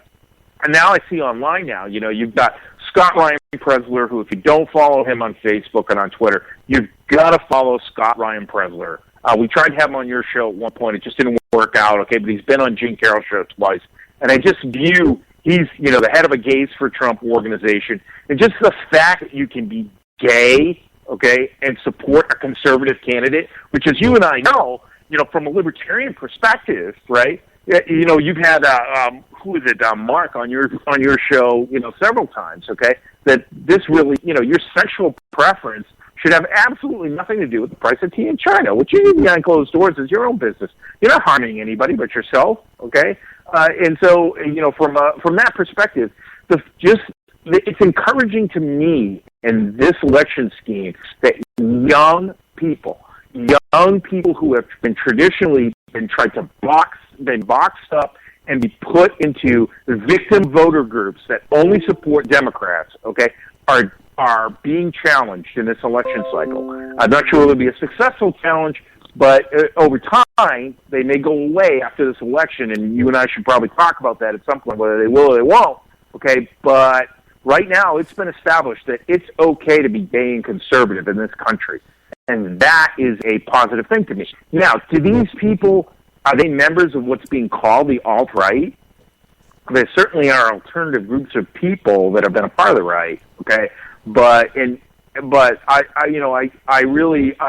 careful about saying that I'm encouraged by the alt-right because, as you've pointed out to me, there are some dangerous elements or some real bad actors, let's call them, rather than bad actors. I don't know how dangerous they really are, that associate themselves to the alt-right.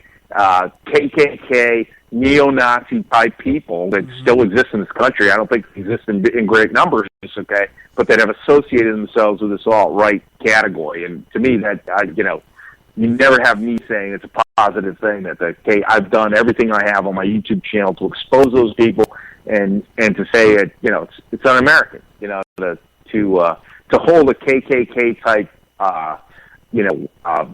philosophy or a neo-Nazi type philosophy is, to me, abominable. It's appalling, and it's unacceptable, and those people should be maligned. Hey, you're free to do it, I guess, okay, to the extent that you have free speech in this country. But to me, that's a dangerous thing that has to be watched very carefully. So I've been trying to make contact with people who are self-avowed alt-right, and I've had several conversations with people who are, this is what they associate with. And first of all, I thought these people were pro-liberty. They have acted like they're pro-liberty. Several of them are very, very pro-Second Amendment, and we can align on that. But the problem is, and what I'm realizing now is that we don't want many of the same things. And this is one of the featured topics. And I don't know did you want to stick around for talking about the alt-right? Yeah, I'm happy to. Yeah, Okay. I've gotten a second win today, Matt. So all right. So yeah, this is one of the things that I've been trying to figure we should out. talk about racism in the Democrat Party too. That's related to that, and it's come out in one of the Project Veritas videos. And I need to do a little Googling around while we're in the break. Yeah. But you should play. You should, because you can play it on your show. You can't play it on traditional radio, but you should definitely. I think it'd probably be beeped out anyway. But do you we got talked a about clip? people being. If you send me a clip, I'll there's play a clip. Yep, he says they're fucked in the head. I don't have it, okay, but we can find it online. I know we can. But you've got huge Democrat donors saying that that blacks are fucked in the head, and that's just it's unacceptable. And you should see the reactions that they get out of black ministers and stuff when they play that for them. Oh, I did see the clip. Yeah, you showed me that. I'll play that. I'll play that when we come back from break. But when we come back, folks, we're going to talk more about Project Veritas and some of the things that we now know about the DNC and the Hillary Clinton campaign. And before we do that, though, I want to talk about the alt-right, and I want to explain why the alt-right is Marxist. So we'll be right back after this break, folks. You don't want to go anywhere.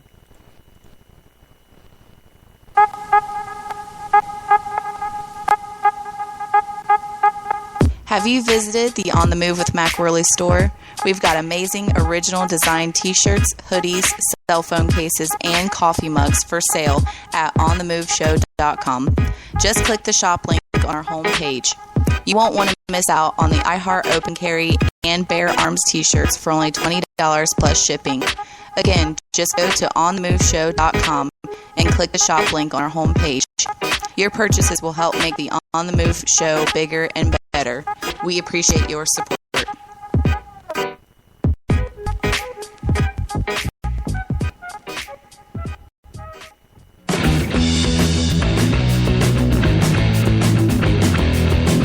Are you an activist who needs affordable flyers or brochures for passing out literature?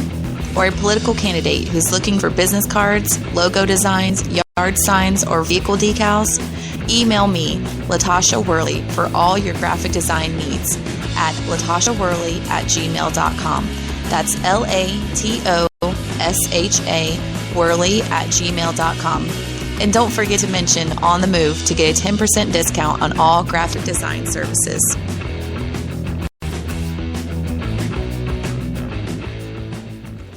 This is Dan Sandini of DaylightDisinfectant.com, citizen journalist, friend of the late Andrew Breitbart, and cohort of James O'Keefe. I listen to On the Move with Mack Worley because the only time he's wrong is when he disagrees with me. I do solemnly swear that I will support and defend the Constitution of the United States of America against all enemies, foreign and domestic, and that I will bear true faith and allegiance to the same, and that I take this obligation freely without any mental reservation or purpose of evasion, pledging my life, my fortune, and my sacred honor. So help me God. Join us at oathkeepers.org.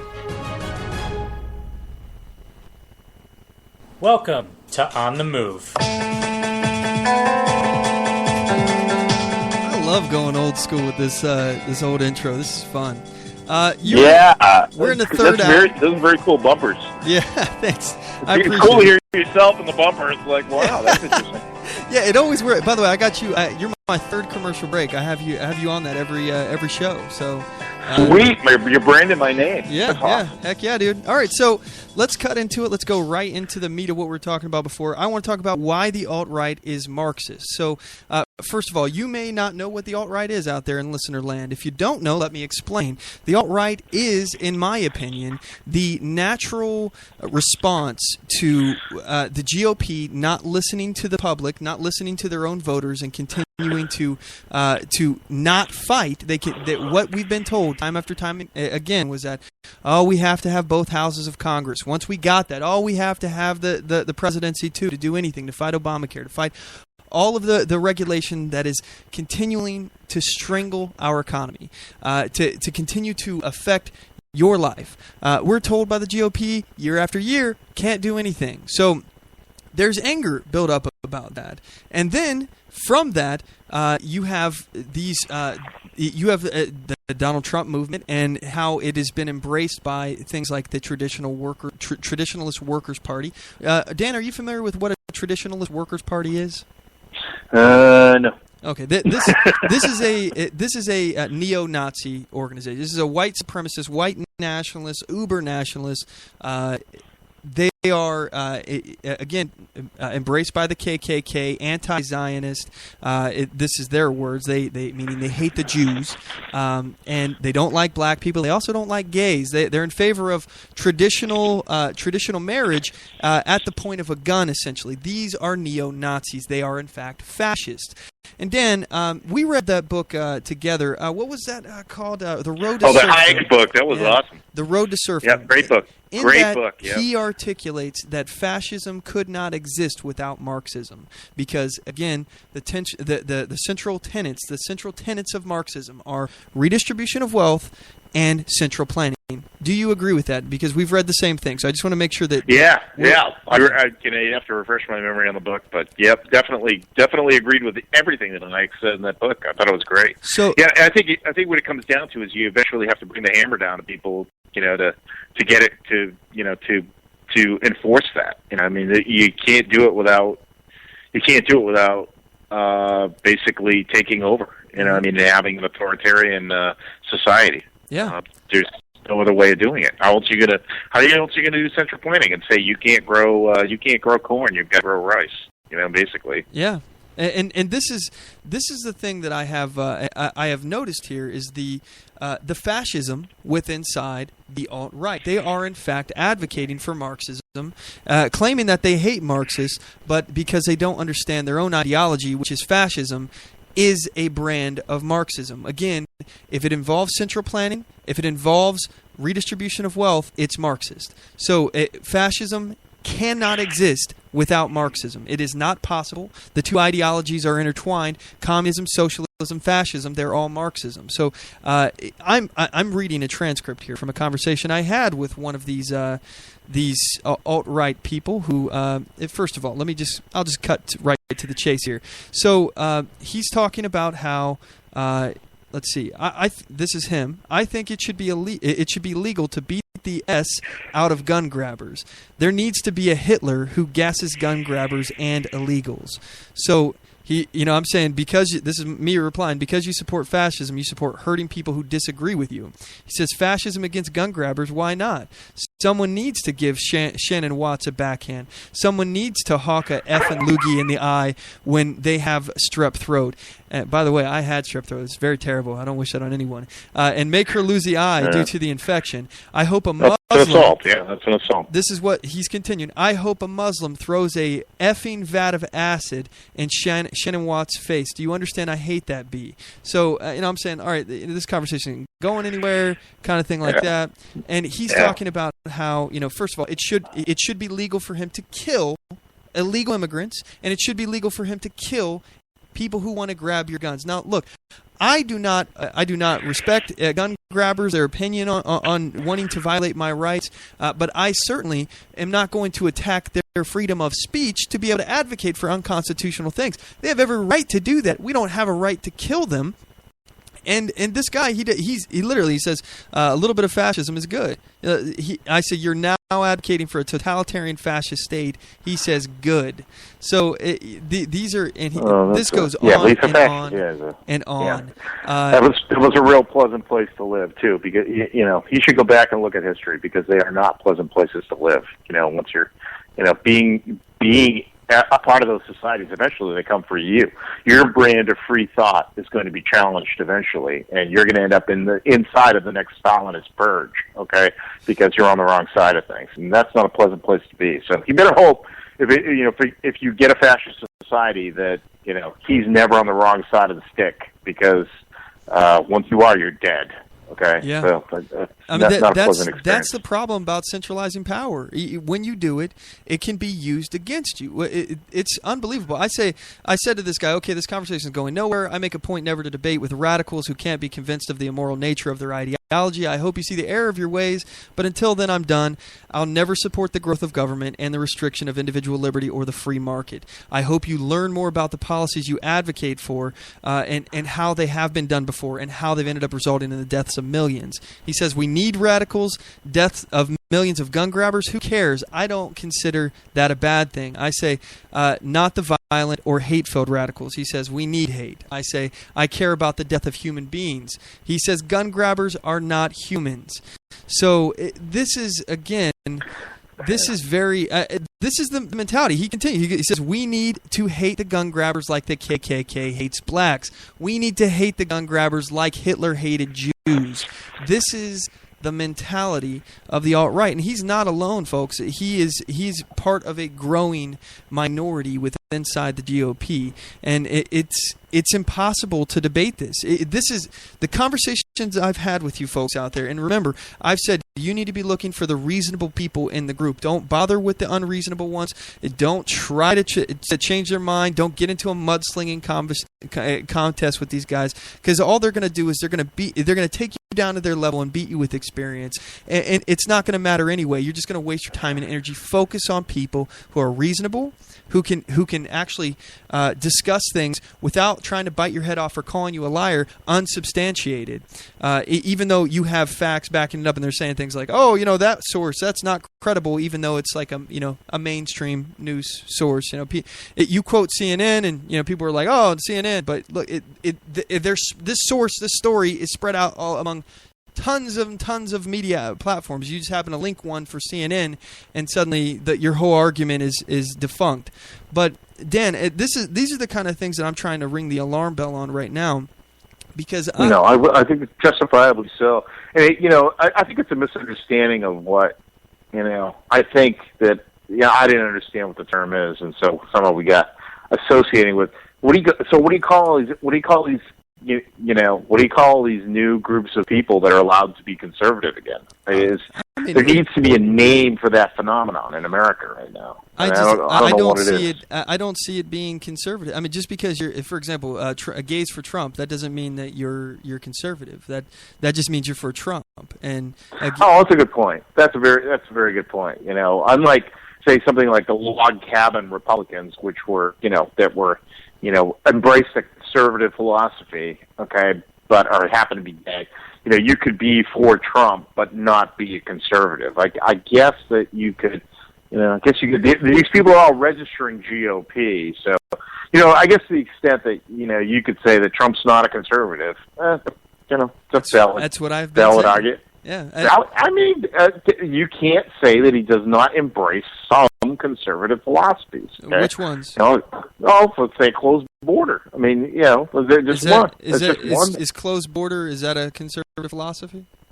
To me, it is. Okay. I would disagree. Personally, I don't think that it's like building a wall is conservative, being that his estimates to build the wall, first of all, have continually skyrocketed, as anything with the government is. They'll give you one estimate and then another one and then another one. Back it up. You have to be intellectually honest, okay? And how much it costs is not whether it's a good idea or not, or a conservative idea or not. Correct me if I'm wrong, but isn't one of our tenets fiscal conservatism? Yes. Okay. So what are you going to do? Is being fiscally conservative allowing everybody in the world to come in, and sign up for the better for welfare? Have you heard of self-deportation? You're familiar with this, right? Well, if you can't get a job, you've got to go home. Is that the idea? Yeah. I mean, if your opportunities here, first of all, are limited because you can't find a job, If we are in fact, using ICE and not just releasing our illegal immigrants that we have caught for unrelated crimes, by the way, but the mere crime of being here illegally is a felony. If we actually stop letting these people go back on the streets and we deport them, and when we they can come back in. I mean, if you deport them, they're going to walk back in. Why would you come? They're going to walk back in again. Why would you come back if you can't find work, Dan? Because they're not doing legal work.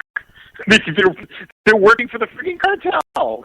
Okay, it's like they're specializing in and you can always say that the that the Latinos. I want to clarify. Are you saying that all illegals are working for the cartel? No, but there are some. There are many. Many of the bad actors, I'll say, many of the bad actors don't have legitimate employment. Yeah. While they're here, I'll be the first to agree that this won't stop all of them. If you make it more difficult, I think E-Verify is something that we should be using. We should make it more difficult for illegals. I'm all for E-Verify. Okay. I'm all for that. And my presumption here is that a wall is a huge expense. Then I'm telling you right now, if there's a wall between me and a better life, I'm going to find a way over that freaking wall. There's no way. I'll go under, I'll go around, and more importantly, people are coming here on visas and overstaying. So this is the real problem. We're letting them walk right through the freaking front door, and we're not kicking them out. This is the problem. We are not tracking people here on visas, and we are not using E-Verify. These are two simple solutions that I think will help create an atmosphere of self-deportation. But more importantly, and the most important thing, I argue, is no amnesty. If you promise that somebody can one day either have a pathway to citizenship or become some kind of second-class citizen and stay... 100 days to amnesty. Okay, it's Donald Trump saying, if you're not here legally, you got to go. Yeah, but he's also saying that he's for boomerang amnesty, so he's going to bring the good illegal immigrants back. Well, I think that's we can argue the pros and cons of that, but you're not. I don't think you want a totally inbred society. If a physician wants to come here, if an oncologist wants to come here, if a nuclear physicist wants to come here, you're arguing for closed borders. You said closed borders. No, I'm arguing for free trade. I'm arguing Go ahead. Sorry. Yeah, I think that we should be accepting. I think that we should be accepting a certain number of these visas. That allow people with critical skills necessary to the proper functioning of our society and our growth as a society to come into our country. I mean, if we don't have... You and I completely agree here. I've been saying this is a job interview process for the longest time. I'll bet Donald Trump agrees with us, too. We've definitely... The issue that I have a problem with, Donald Trump supports an expedited pathway for good illegal immigrants. There's no such thing as a good illegal immigrant because they came here illegally. Every single one of them violated the federal law, and now you're talking about your candidate, Donald Trump, supports an expedited pathway for citizenship to bring people back. So we're going to deport them and bring back the good ones, which there are no good ones, and we're going to expedite that process, giving them a cut in front of the line of everybody else who's been here waiting legally, trying to go through the legal process, spending tons of time, tons of money, and tons of energy. It takes up to 10 years to become a U.S. citizen. It's ridiculous how long this freaking process takes, and we're just going to expedite it for the people who came here legally? I don't support that. I mean, if you come here as a hamburger flipper, I think what he's saying is, I'm going to expedite rocket scientists and nuclear physicists over hamburger flippers. And I would have to agree with that. Do you think that there's any illegal immigrants who are rocket scientists and doing these kind of jobs here? No, but they won't be illegal. I just don't think that's what he said. First of all, I'll play the clip real quick. This is what Donald Trump said about expediting the illegal immigrants here. I want to go back to immigration first. It's been an issue that now defines your campaign in many ways. Okay, you build better walls, you said, than anybody else. Nobody could build a better wall. I hope you can do it quickly, because I believe it's a big problem. Nobody. I've been down there 12 times myself. I know the problems firsthand. Anybody that denies it's just not telling the truth. My question to you is, assuming you build the wall first, what is your plan for 11 million people that didn't respect our laws and sovereignty? Or more. Okay. Number one, don't say just assuming, because you got to build the wall. It's not an easy thing to do, and I'll get it done. And believe me, I'll do it for the right, but I'm also going to have Mexico pay for it. Mexico is making a fortune off us. They will. By the way, FYI, he's backed off on the Mexico pay for it. He said Mexico's going to pay us back. Will pay for it. So, just mark my words. That's called negotiation. The first thing I do is I get rid, before the wall, before we even start the wall, I get rid of the bad ones, because we have a lot of really bad apples. We have a lot of bad dudes that are causing tremendous problems. I mean, you see what's happened. You know, I've been totally exonerated. If you look at what people have said, how they respect what I brought up this issue, I took a lot of heat, and now all of a sudden they're saying what Trump did was right. And I actually had people in your profession apologize to me for the statements they made that first week, because I was right. And I'm very proud of bringing up illegal immigration. It was not easy to do, and I'm very proud of it. I would get rid of the bad ones, the criminals. We have a lot of people here that shouldn't be here, and I don't want to house them in our jails because it's costing us a fortune. I want them to go to the country where they came from, not only Mexico, plenty of other countries. They're pouring across the border. So that's number one. Then number two, you either, and these could be some great people, but you either have laws or you don't have laws. I would get them back. I would get them back where they are, and I would try and work out a process where they can come in legally. But they have to come in legally, Sean. It's about laws. It's about borders. If we don't have a border, we don't have a country. So I'd get them out, and if they were really outstanding, because some of these people have been here for a long period of time, I'd let them back legally. They have to come through a legal system, and I'd make that system much faster, much quicker.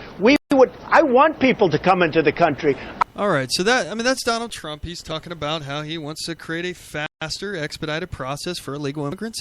And look, we were talking about what he's conservative about. I disagree. I don't think this is conservative. I don't think it's conservative to, first of all, say that you're going to have boomerang amnesties. So that way it encourages people to come in now before this process, and hopefully they'll be able to stay. I think that's not conservative. Second of all, I don't think it's conservative to spend billions and billions and billions of dollars on a wall that's simply just a physical barrier that you and I both know that if we really wanted to get on the other side of that wall, we would. And thirdly, I guess, the expenses coming, just the fiscal conservative side of conservatism, he's calling for a stimulus plan that's 2 or 3 times bigger. It's $1 trillion stimulus. It's bigger than what we opposed when Obama was doing a stimulus plan. What was that, $400 million?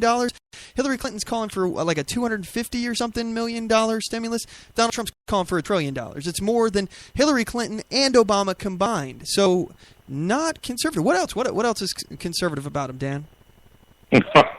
Well, really, it's a relative thing, Mac. It's a relative thing on what you're going to get. I'm looking at the immigration policy from the Trump.com website. It says, select immigrants based on their likelihood of success in the U.S. and their ability to be financially self-sufficient. Sounds like a good idea to me. I don't think it's a good idea to cut them in front of people who've been waiting for a decade. That's not fair. Well, I don't see that here. Now, if he said that, maybe he was speaking off the cuff at the time, but I don't see that here. Vet applicants to ensure they support America's values, institutions, and people, and temporarily suspend immigration from regions that support terrorism and where safe vetting cannot presently be ensured. Sounds good to me. And I don't mind that that aspect. But again, it's not. These are the things that people do. Donald Trump did not write that. FYI, you know that just as well as I know. Donald Trump did not write it. I bet he's read it. I'm sure he read it. I'll agree to that. I'm sure he read it, but that doesn't mean anything. Donald Trump can change his mind tomorrow. Now he can. Well, he is. And you're looking at a man. He's taken he's taken every side of every issue, Dan. Well, he's an evolving person like we all are, okay? Like we all are, in fairness. And like I said before, I don't believe Donald Trump is a perfect candidate, okay? By a long stretch, okay? But he's an evolving person. Andrew Breitbart was a Democrat. He founded the Huffington Post, okay? So, you have to go from there. That wasn't that long ago, okay? That happened. So he was coming from that and forming Breitbart.com when O'Keefe did, kneecapped Acorn. So what was that, 2010? Okay, that's 6 years ago. It's hard to imagine that it happened that fast. Okay, but he began to have conservative leanings during the board hearings. Okay, so it was an evolving process for Andrew, and I don't think he could. The guy was definitely a dyed-in-the-world conservative. We're not going to get into whether he was or he wasn't. Okay, but he represented conservatives in this country for a long time. Okay, and so people are involved. Ronald Reagan began as a Democrat in California. And Dan Sandini went to, no nuke protests in Washington, D.C. We all are in a process of evolution, okay? We're not born into being a perfect person in terms of our political ideologies. And I would say for Trump, I'm not trying to defend him, I'm trying to say what reality is, okay? That in a sense, when you're a real estate developer, a rich real estate developer, you live in a bubble which to some extent takes you away from many mainstream Americans. I'm not saying he doesn't know them at all, but that he's never really stopped to listen to them before this campaign began. And he's really listened to a lot of what people have problems with. And what people have problems with are things that are legitimate concerns from a conservative perspective, and that is not having borders. Without borders, you cease to have a country, okay? The minute you offer the world free lunch, you're gone. You're doomed, okay, as a society. And that's what's happening in America right now. And I believe people like Hillary Clinton and Barack Obama don't care if we get down the tubes of this country. As a matter of fact, it might expedite what they have as a plan, which is, globalism. And to me, it's a comparative thing. And, Donald Trump is more conservative than Hillary Clinton is. Donald Trump will do more to protect your Second Amendment right than Hillary Clinton will. Donald Trump will do more to support a closed border than Hillary Clinton will. And to me, those are conservative, perspectives. And I guess we'd have to argue about what conservatives is. Yeah, I'm happy to do that. I guess we'll do that another day as far as diving deeper into what is conservatism. Again, I honestly think this entire conservative movement, the ideology itself has been hijacked by the alt-right. I think that this nationalist, socialist, which is in fact fascist, ideology is being branded as conservatism, and it's not. And again, I think it's being rebuked by the. Trump's not a Nazi, right? I'm not saying he's that. First, let me ask you: do you think Trump is let's say, an honest man? Do you think you can believe what he says? You can take it to the bank. Oh, count on him doing what he says he's going to do. He'll be a Bushy from that perspective. Bush said he was going to do something. He was going to do it. I think a lot of the shit he did was wrong. damn sure if he said, if he said that he was going to take out Saddam Hussein, it was done the day that he said it was going to be done. Yeah. Okay, you didn't even have to wait for it to be done. He was going to do it. Donald Trump, when he says he's going to take out ISIS, you can believe that they are going to be significantly weakened by any measure by the time he leaves, okay? When he says he's going to do something, count on him doing it, okay? He won't take no for an answer, and he's going to take out a lot of people who have just skated by for years and years and have used their positions of power to empower their cronies. I think that entire, maybe it's a little bit off topic, Matt, but that entire Geithner crowd, okay, the Goldman Sachs crowd that relies on the political establishment being there. These are all friends of the GOP right now. All of those people, the Ryans of the world, the Hillary Clintons of the world, the Barack Obamas of the world, they are going to lose their positions of power, and influence. All of the what do you call it? Not political PACs, but I'm trying to think of people who advocate for various industries. All of the I can't think of the word I'm going. All the what? Lobbyists. All the lobbyists. That entire crowd are in a position where they are going to significantly lose influence in Washington, D.C. They are scared to death, okay, which is why most of the GOP has turned on this. To the extent that the lobbyists are kicked out of Washington, don't you think that is or lose power in Washington, D.C.? I think that's Donald Trump will be beholden to no one. He spent his own money doing this, right? Who's he beholden to? He's taken mom and pop donations, deliberately so, $63 is the average donation to Donald Trump.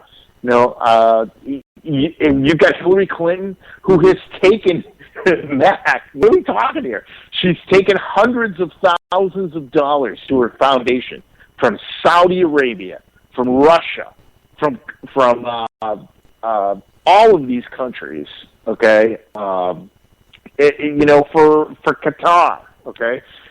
From all these African nations that have made huge human rights atrocities. Okay, you're going to compare that to Donald Trump. To me, it just doesn't pencil out. So when I look at it, I'm not comparing Hillary Clinton with Donald Trump. Again, I think that they're both Marxists. I think that they both want to central plan, and they both want to redistribute wealth.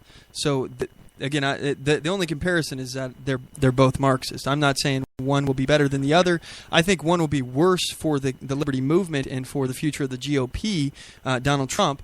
And I think it will be better if Hillary Clinton is the one holding the bag when the economy crashes. But my biggest gripe about Donald Trump is I just don't trust the man. He's lied. He said things that are not true, knowing that they are not true. He tried to use the National Enquirer as a legitimate news source to discredit. He did not. Just because his friend owns the Enquirer. No, just because his friend owns the Enquirer. You think that he had it? Have you ever seen his fingerprints on it? Have you seen the email? I'm not saying that he did that. I'm not saying he had anything to do with organizing the story. The mere fact that he's saying the National Enquirer said this, and this has to be true because they've been right before in the past. Even though I'm still waiting for Elvis to come back and aliens to abduct me. But the point is that he knows things to be lies. In fact, I heard a clip the other day, and I can't find it. I was just looking for it. Donald Trump talking about. There was some woman that was supposed to introduce him. I think it was Miss Universe contest or the past recipient or something, and she didn't introduce him, or he didn't think she was going to introduce him. But she was there, and he was very vindictive about it. And he said, "Look, I was going to say things like she's not very smart, even though I know it's not true." And this is the way the man is. I believe everything he's telling you is a lie. Every position he's pretending to articulate to you right now is a lie. I believe the man is a progressive. I base this based on decades worth of progressive stances that he has taken, and I don't believe a damn word that this man says. I think that he is a crony capitalist. He's already admitted in the debates that he receives business-related favors for bribing politicians. That's essentially what it is. He gives a donation. They do whatever the hell he wants them to do.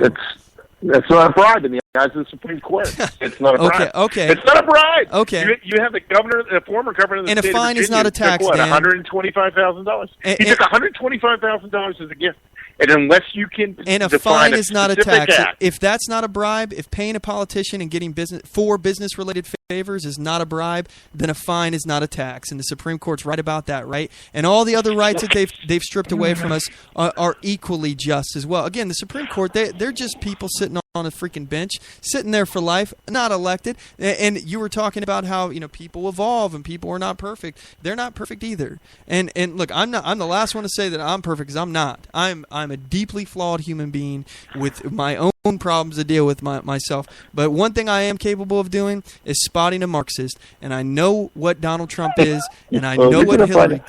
What's that? One way or another, you're going to find out. Well, you may not have the opportunity to find out. You may get your wish, and Hillary Clinton will become president. That's not my wish. Again, not my wish. You just told me you wanted to see her at the helm when the whole thing went down. No. Out of these options of what is plausible of what's happening, I think that Hillary Clinton is less devastating than Donald Trump. Do I want to see her president? No. Please quit saying that. Because if the economy collapses, which I believe it's going to, I don't know about you, I think that Hillary Clinton should get the blame. And when the fact that Donald Trump is not a conservative, and the fact that I believe he's lying to you about everything. I don't believe he's going to build the wall. I believe what he says about putting on tariffs. I think that's going to collapse the economy, and it's also anti-free market. And I believe what he says about putting people on the no-fly list or denying them their due process and their right to bear arms. I believe what he says about that because these are positions that he has articulated over and over and over again. And these are the ones that I think that he's actually passionate about denying your due process, your gun rights, the free market, tariffs. I just don't believe. I think that the line about the wall, I will be blown away if Donald Trump builds that wall. I'll tell you right now, Dan. I will have you on the show, and I will eat so much crow if he builds 10% of that wall. 10%. Wow, that's good. Wow, that's a low bar. That's a very low bar. I don't believe there will be a fence put up. I don't believe there will be an electronic fence put up. I don't believe Donald Trump will even give a crap about the border after this election. How come you're going to be proven sorely wrong? I mean, you can look at. I don't know the statistics on the tip of my tongue, but you can look at the wall between Israel and Palestine, and look at the reduction in the number of bombings, since that's happened. And they did a really good job building that wall. It's the most attractive thing in the world. But do we got? It definitely does the job. Are we worried about bombings coming in through across our? I am. Haven't started yet. Well, started yet, but I'm worried. Why would we be focused on the wall when, first of all, again, most of the terrorists in 9/11 came here on visas, and they overstayed. So again, if this is what you're worried about, we have so many other freaking problems to worry about. And again, I argue that dismantling the war on drugs dismantles the cartels, which is much of the human trafficking networks and the networks that are getting terrorists over the border illegally. So there's a lot of things that we can do. First of all, I don't think Donald Trump has any interest whatsoever in doing it, and I argue this mostly because this is an unprincipled man. This man has whatever principles suit him for the day, for his needs. This is the way I feel about it. I just don't believe it. If I did, maybe I would vote differently, but I don't, and I can't. I can't believe that this man can literally change every position he's ever held in his entire life. And more importantly, he changes his positions 5 times in one day. He'll have every single, if you're looking at where Donald Trump has stood in the past on every single issue, really the only one he hasn't changed on is his support of using eminent domain for private financial gain. He's fully supported that. He's also supported nationalizing the banks.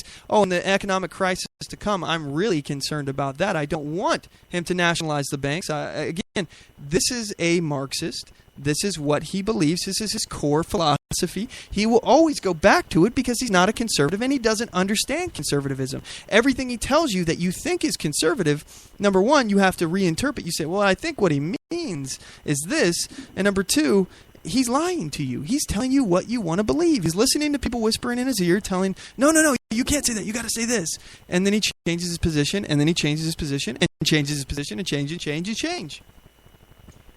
Well, I think, as they say, the proof will be in the pudding, right? I mean, you have to say, Donald Trump has never held an elected office. I think we can agree on that, can't we? He's never voted on an issue as a politician, and he just never has. I mean, so you're going to have to see what he's going to do as a president. You judge a man by his actions, right? Talk is cheap. Judge a man by his actions, and not his by actions his words. Have been. He talks about draining the swamp. He wants to drain the swamp. He's been feeding the gators this whole time. I mean, he's donating to politicians to get business-related favors. If this is it's interesting. This is an advocacy issue. Okay, if I work with let's talk about. I'm going to ask you to do just a little switch for a second. Okay, let's look at Fidelity Investments. Okay. During the day, I work on. During the day, let's say I am on their board. Okay. And at night, I come home and invest. Okay. Do I invest in Fidelity? No. Okay. I don't. But when I want to be a shareholder, yes.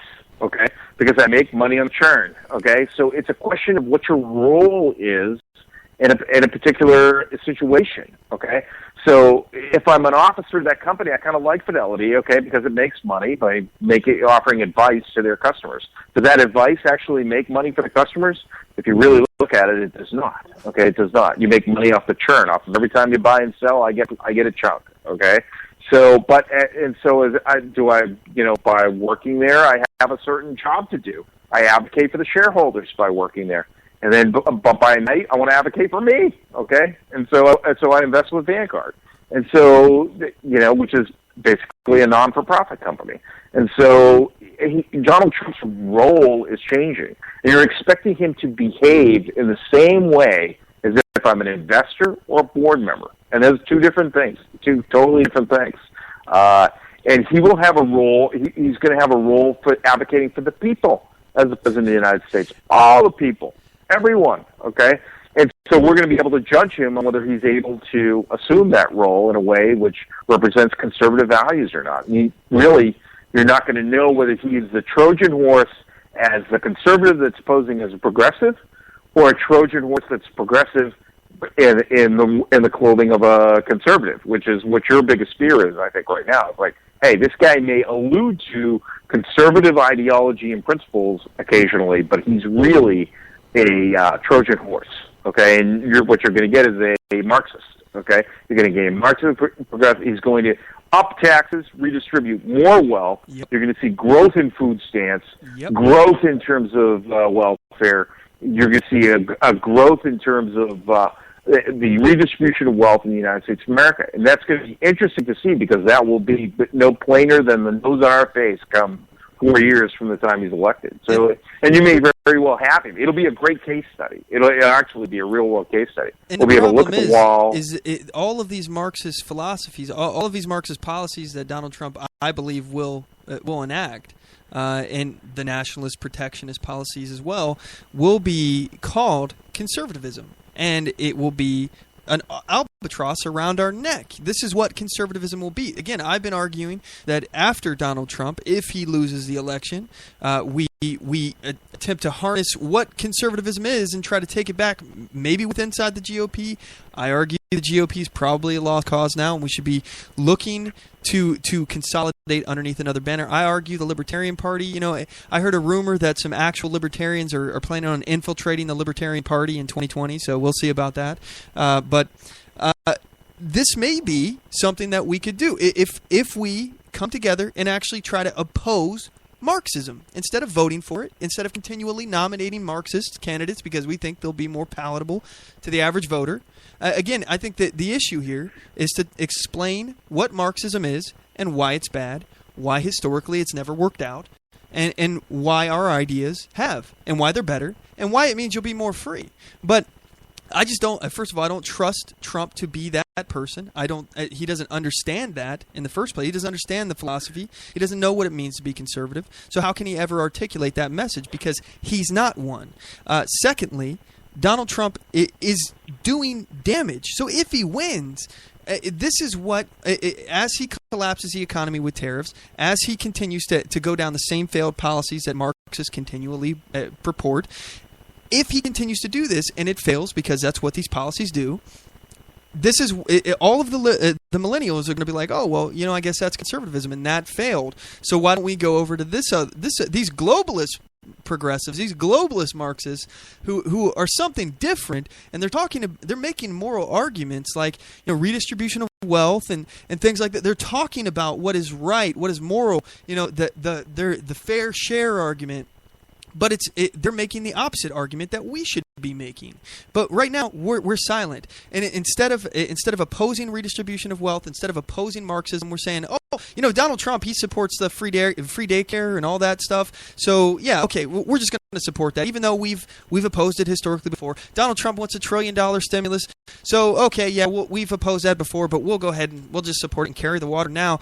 If we're not holding Donald Trump's feet to the fire now, where he's going to be more tenable to our will, to us telling him that this is what we want him to do because he's up for election, if we're not doing that now, we can never expect to hold his feet to the fire then. He knows the primary is good. He knows he'll be primary. He will be held accountable to you by knowing that if he does not follow through in ways that will make you vote for him again, he's not going to be allowed to run for president again. And of course, he's going to want another. He's going to want another. Why would he want 2 terms? What's that? Why would Donald Trump want 2 terms? Being that the presidency now is being used as a launch pad for wealth in other areas. Now, like you see, like the Clinton Foundation and things like that. And believe me, Obama is going away. Trust me, he doesn't need the money. Donald Trump doesn't need the money. That's for sure. I don't believe Donald Trump is as rich as he says he is. But regardless, Donald Trump has said numerous times that being the president of the United States is going to be a downgrade for his life. So why would Donald Trump want to be the president 2 times? I don't believe that. Maybe he wants to help people. Yeah, just like he wanted to help that widow that he tried to steal her home to build a limousine parking lot. I don't believe this man has a heart. Here we go. Here we go again. You know, are you defending you can look at specific. You look at specific examples, okay, and take them out of context, okay. You will know the man by the fruits of what he does. You're the one that said this as well. What has he done? He's never been a politician, so what can we look at? His life. What has he done? He's tried to use eminent domain, not just once, multiple times, to seize private property for his own private financial gain. And I'm just telling you, that's the role that he was in. You know, that's the game that he was playing. And that makes it right? You think he's going to strengthen those rules so that people can continue to take advantage of those rules to enrich themselves? I think that's what your argument would be, is you're going to see more of that. My concern is Donald Trump will grow the government, and as the government grows, it will become more and more corrupt. It's already corrupt as hell right now. I don't believe that Donald Trump... He's going to rescind all of Obama's executive orders. I mean, and he'll create his own. How does that... He's going to repeal and replace Obamacare with Trump care. It's going to be single payer. And this is, again... You know, you and I both know that he can't do that without the blessing of the Congress. I mean, he's going to need the Congress. Does that make it any better? This is my point, is that, I don't trust the man. He's going to grow government. And look, we can agree to disagree on this. I know we can go all day until we're both blue in the face on this. I don't trust him. I'm not going to vote for him. What was that? You're not going to. Yeah, no. Okay. I mean, that's your. I see us as only having 2 choices here. You don't see it that way, but what's interesting to me is that if you did have to choose, if somebody held your feet to the fire and said you must vote for one of these 2, you'd vote Hillary Clinton. No, I wouldn't. No, I wouldn't. In fact, I would have some very, very hot feet. I'm telling you right now, I would. I would have. I would take a bullet in the head before I would vote for either one of these two Marxists. Wow, I mean that with all of my heart. I'm telling you right now, I will never vote for another Marxist. I've done it before. I voted for John Kerry. Let's stop here though. Okay, yeah. Let's say that Donald Trump does get elected. Okay, despite your best efforts to not have him elected, let's say he does get elected and he turns out to be a libertarian in philosophy and says, you know what? I have no pride here, man. This is absolutely no pride, no ego. I will eat some crow. If he's the best president of the United States that we've ever seen, I just want you to pull the trigger for him the second time. I would. If he was a small government guy, I would say, oh, you know what? I'm wrong. I was completely wrong about this guy, and I'll be the first person to jump on the Trump train. But I don't see that happening, and if it does, I'll eat crow, and I'll be the first person to admit that I was wrong. But I don't see that happening, Dan. I think as time progresses, you're gonna be the one eating crow. But maybe I'm wrong. Maybe that'll be interesting. That'll be interesting to see. I just like the fact that he's sticking it in the eye of the traditional GOP guys. I just love to see him stick a thumb in Paul Ryan's eye, who has just done jack shit on your show, okay, to balance the budget. He's done nothing.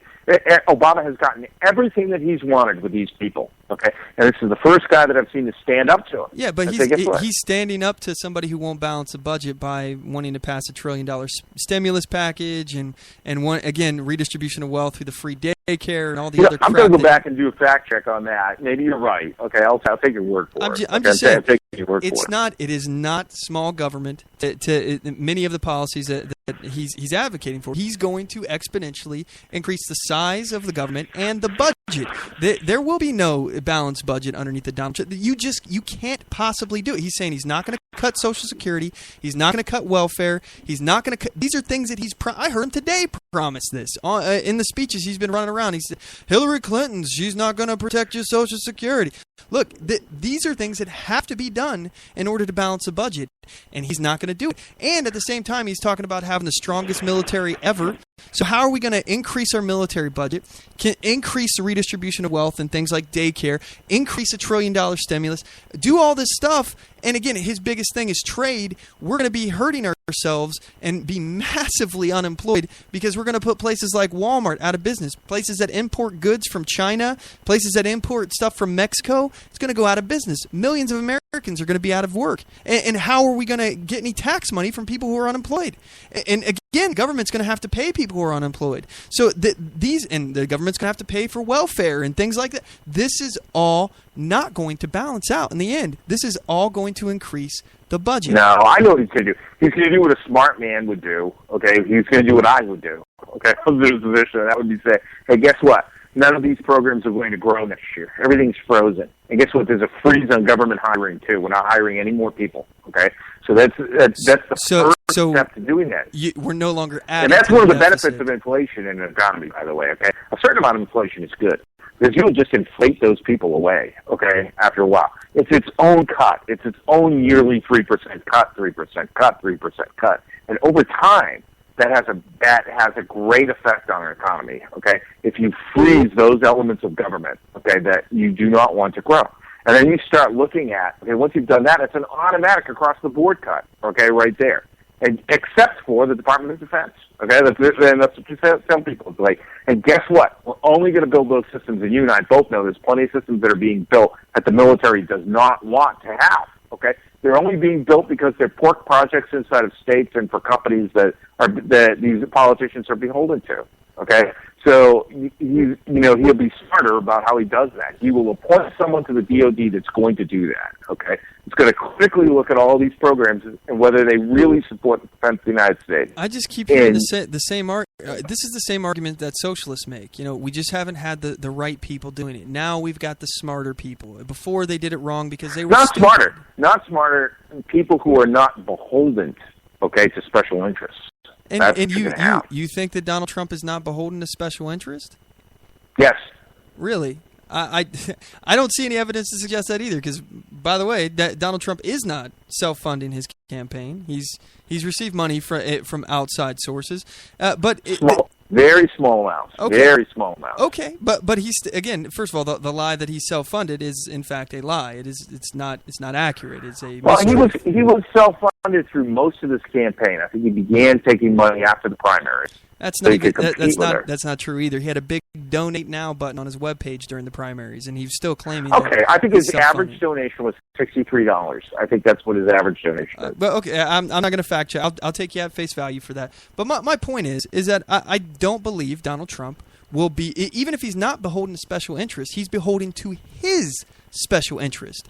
I believe Donald Trump will use the power and clout that he gets from a presidency to enrich himself and his cronies. And I believe he's going to continue to carve out little special things in the government that will give him a break and give people like him and people who his cronies more ability to use the government as a weapon for their own behalf, like he did with eminent domain, like he did with the bankruptcy laws.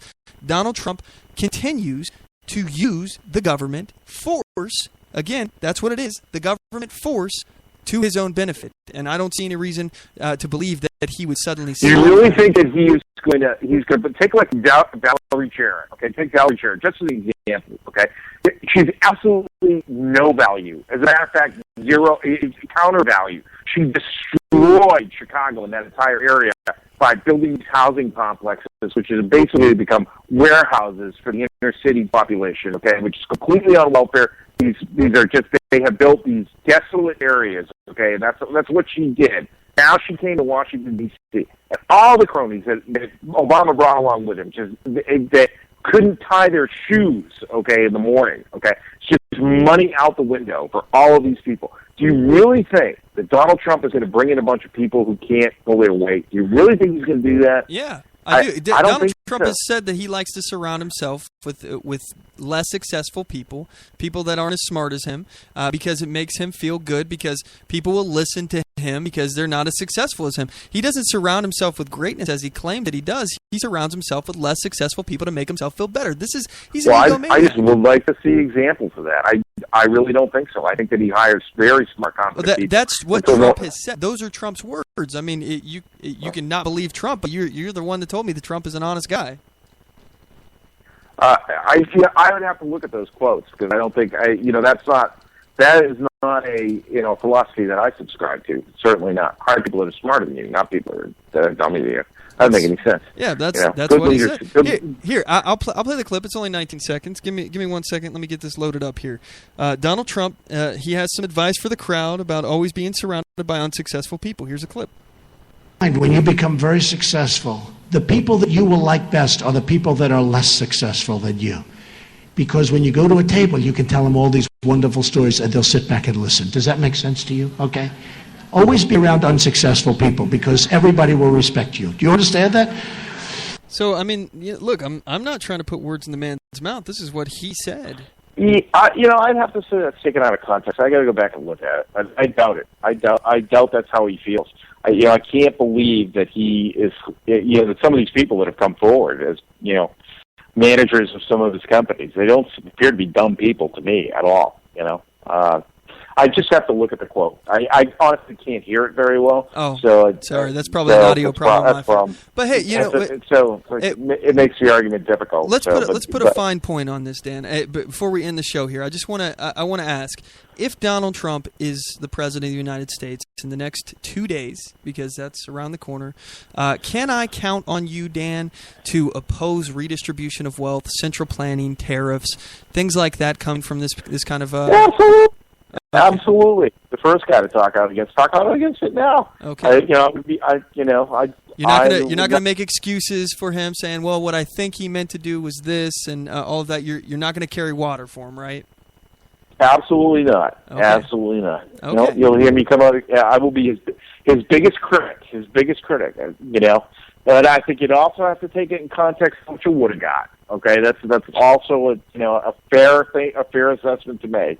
But again, I'm not going to condone redistribution of wealth, any kind of a tax increase or any kind of a social benefits program. But aren't you doing that by voting for Donald Trump? Because this is what he's condoning himself. These are the policies. He's going to give a huge tax cut to the middle class. But he's redistributing wealth to people for the free daycare and all. I mean, that is redistribution of wealth in and of itself. But again, this is why I can't vote for it. A vote for a Marxist is a vote for a Marxist. It doesn't matter what party they're in. You're still voting for Marxism, and I oppose Marxism. So that's my point.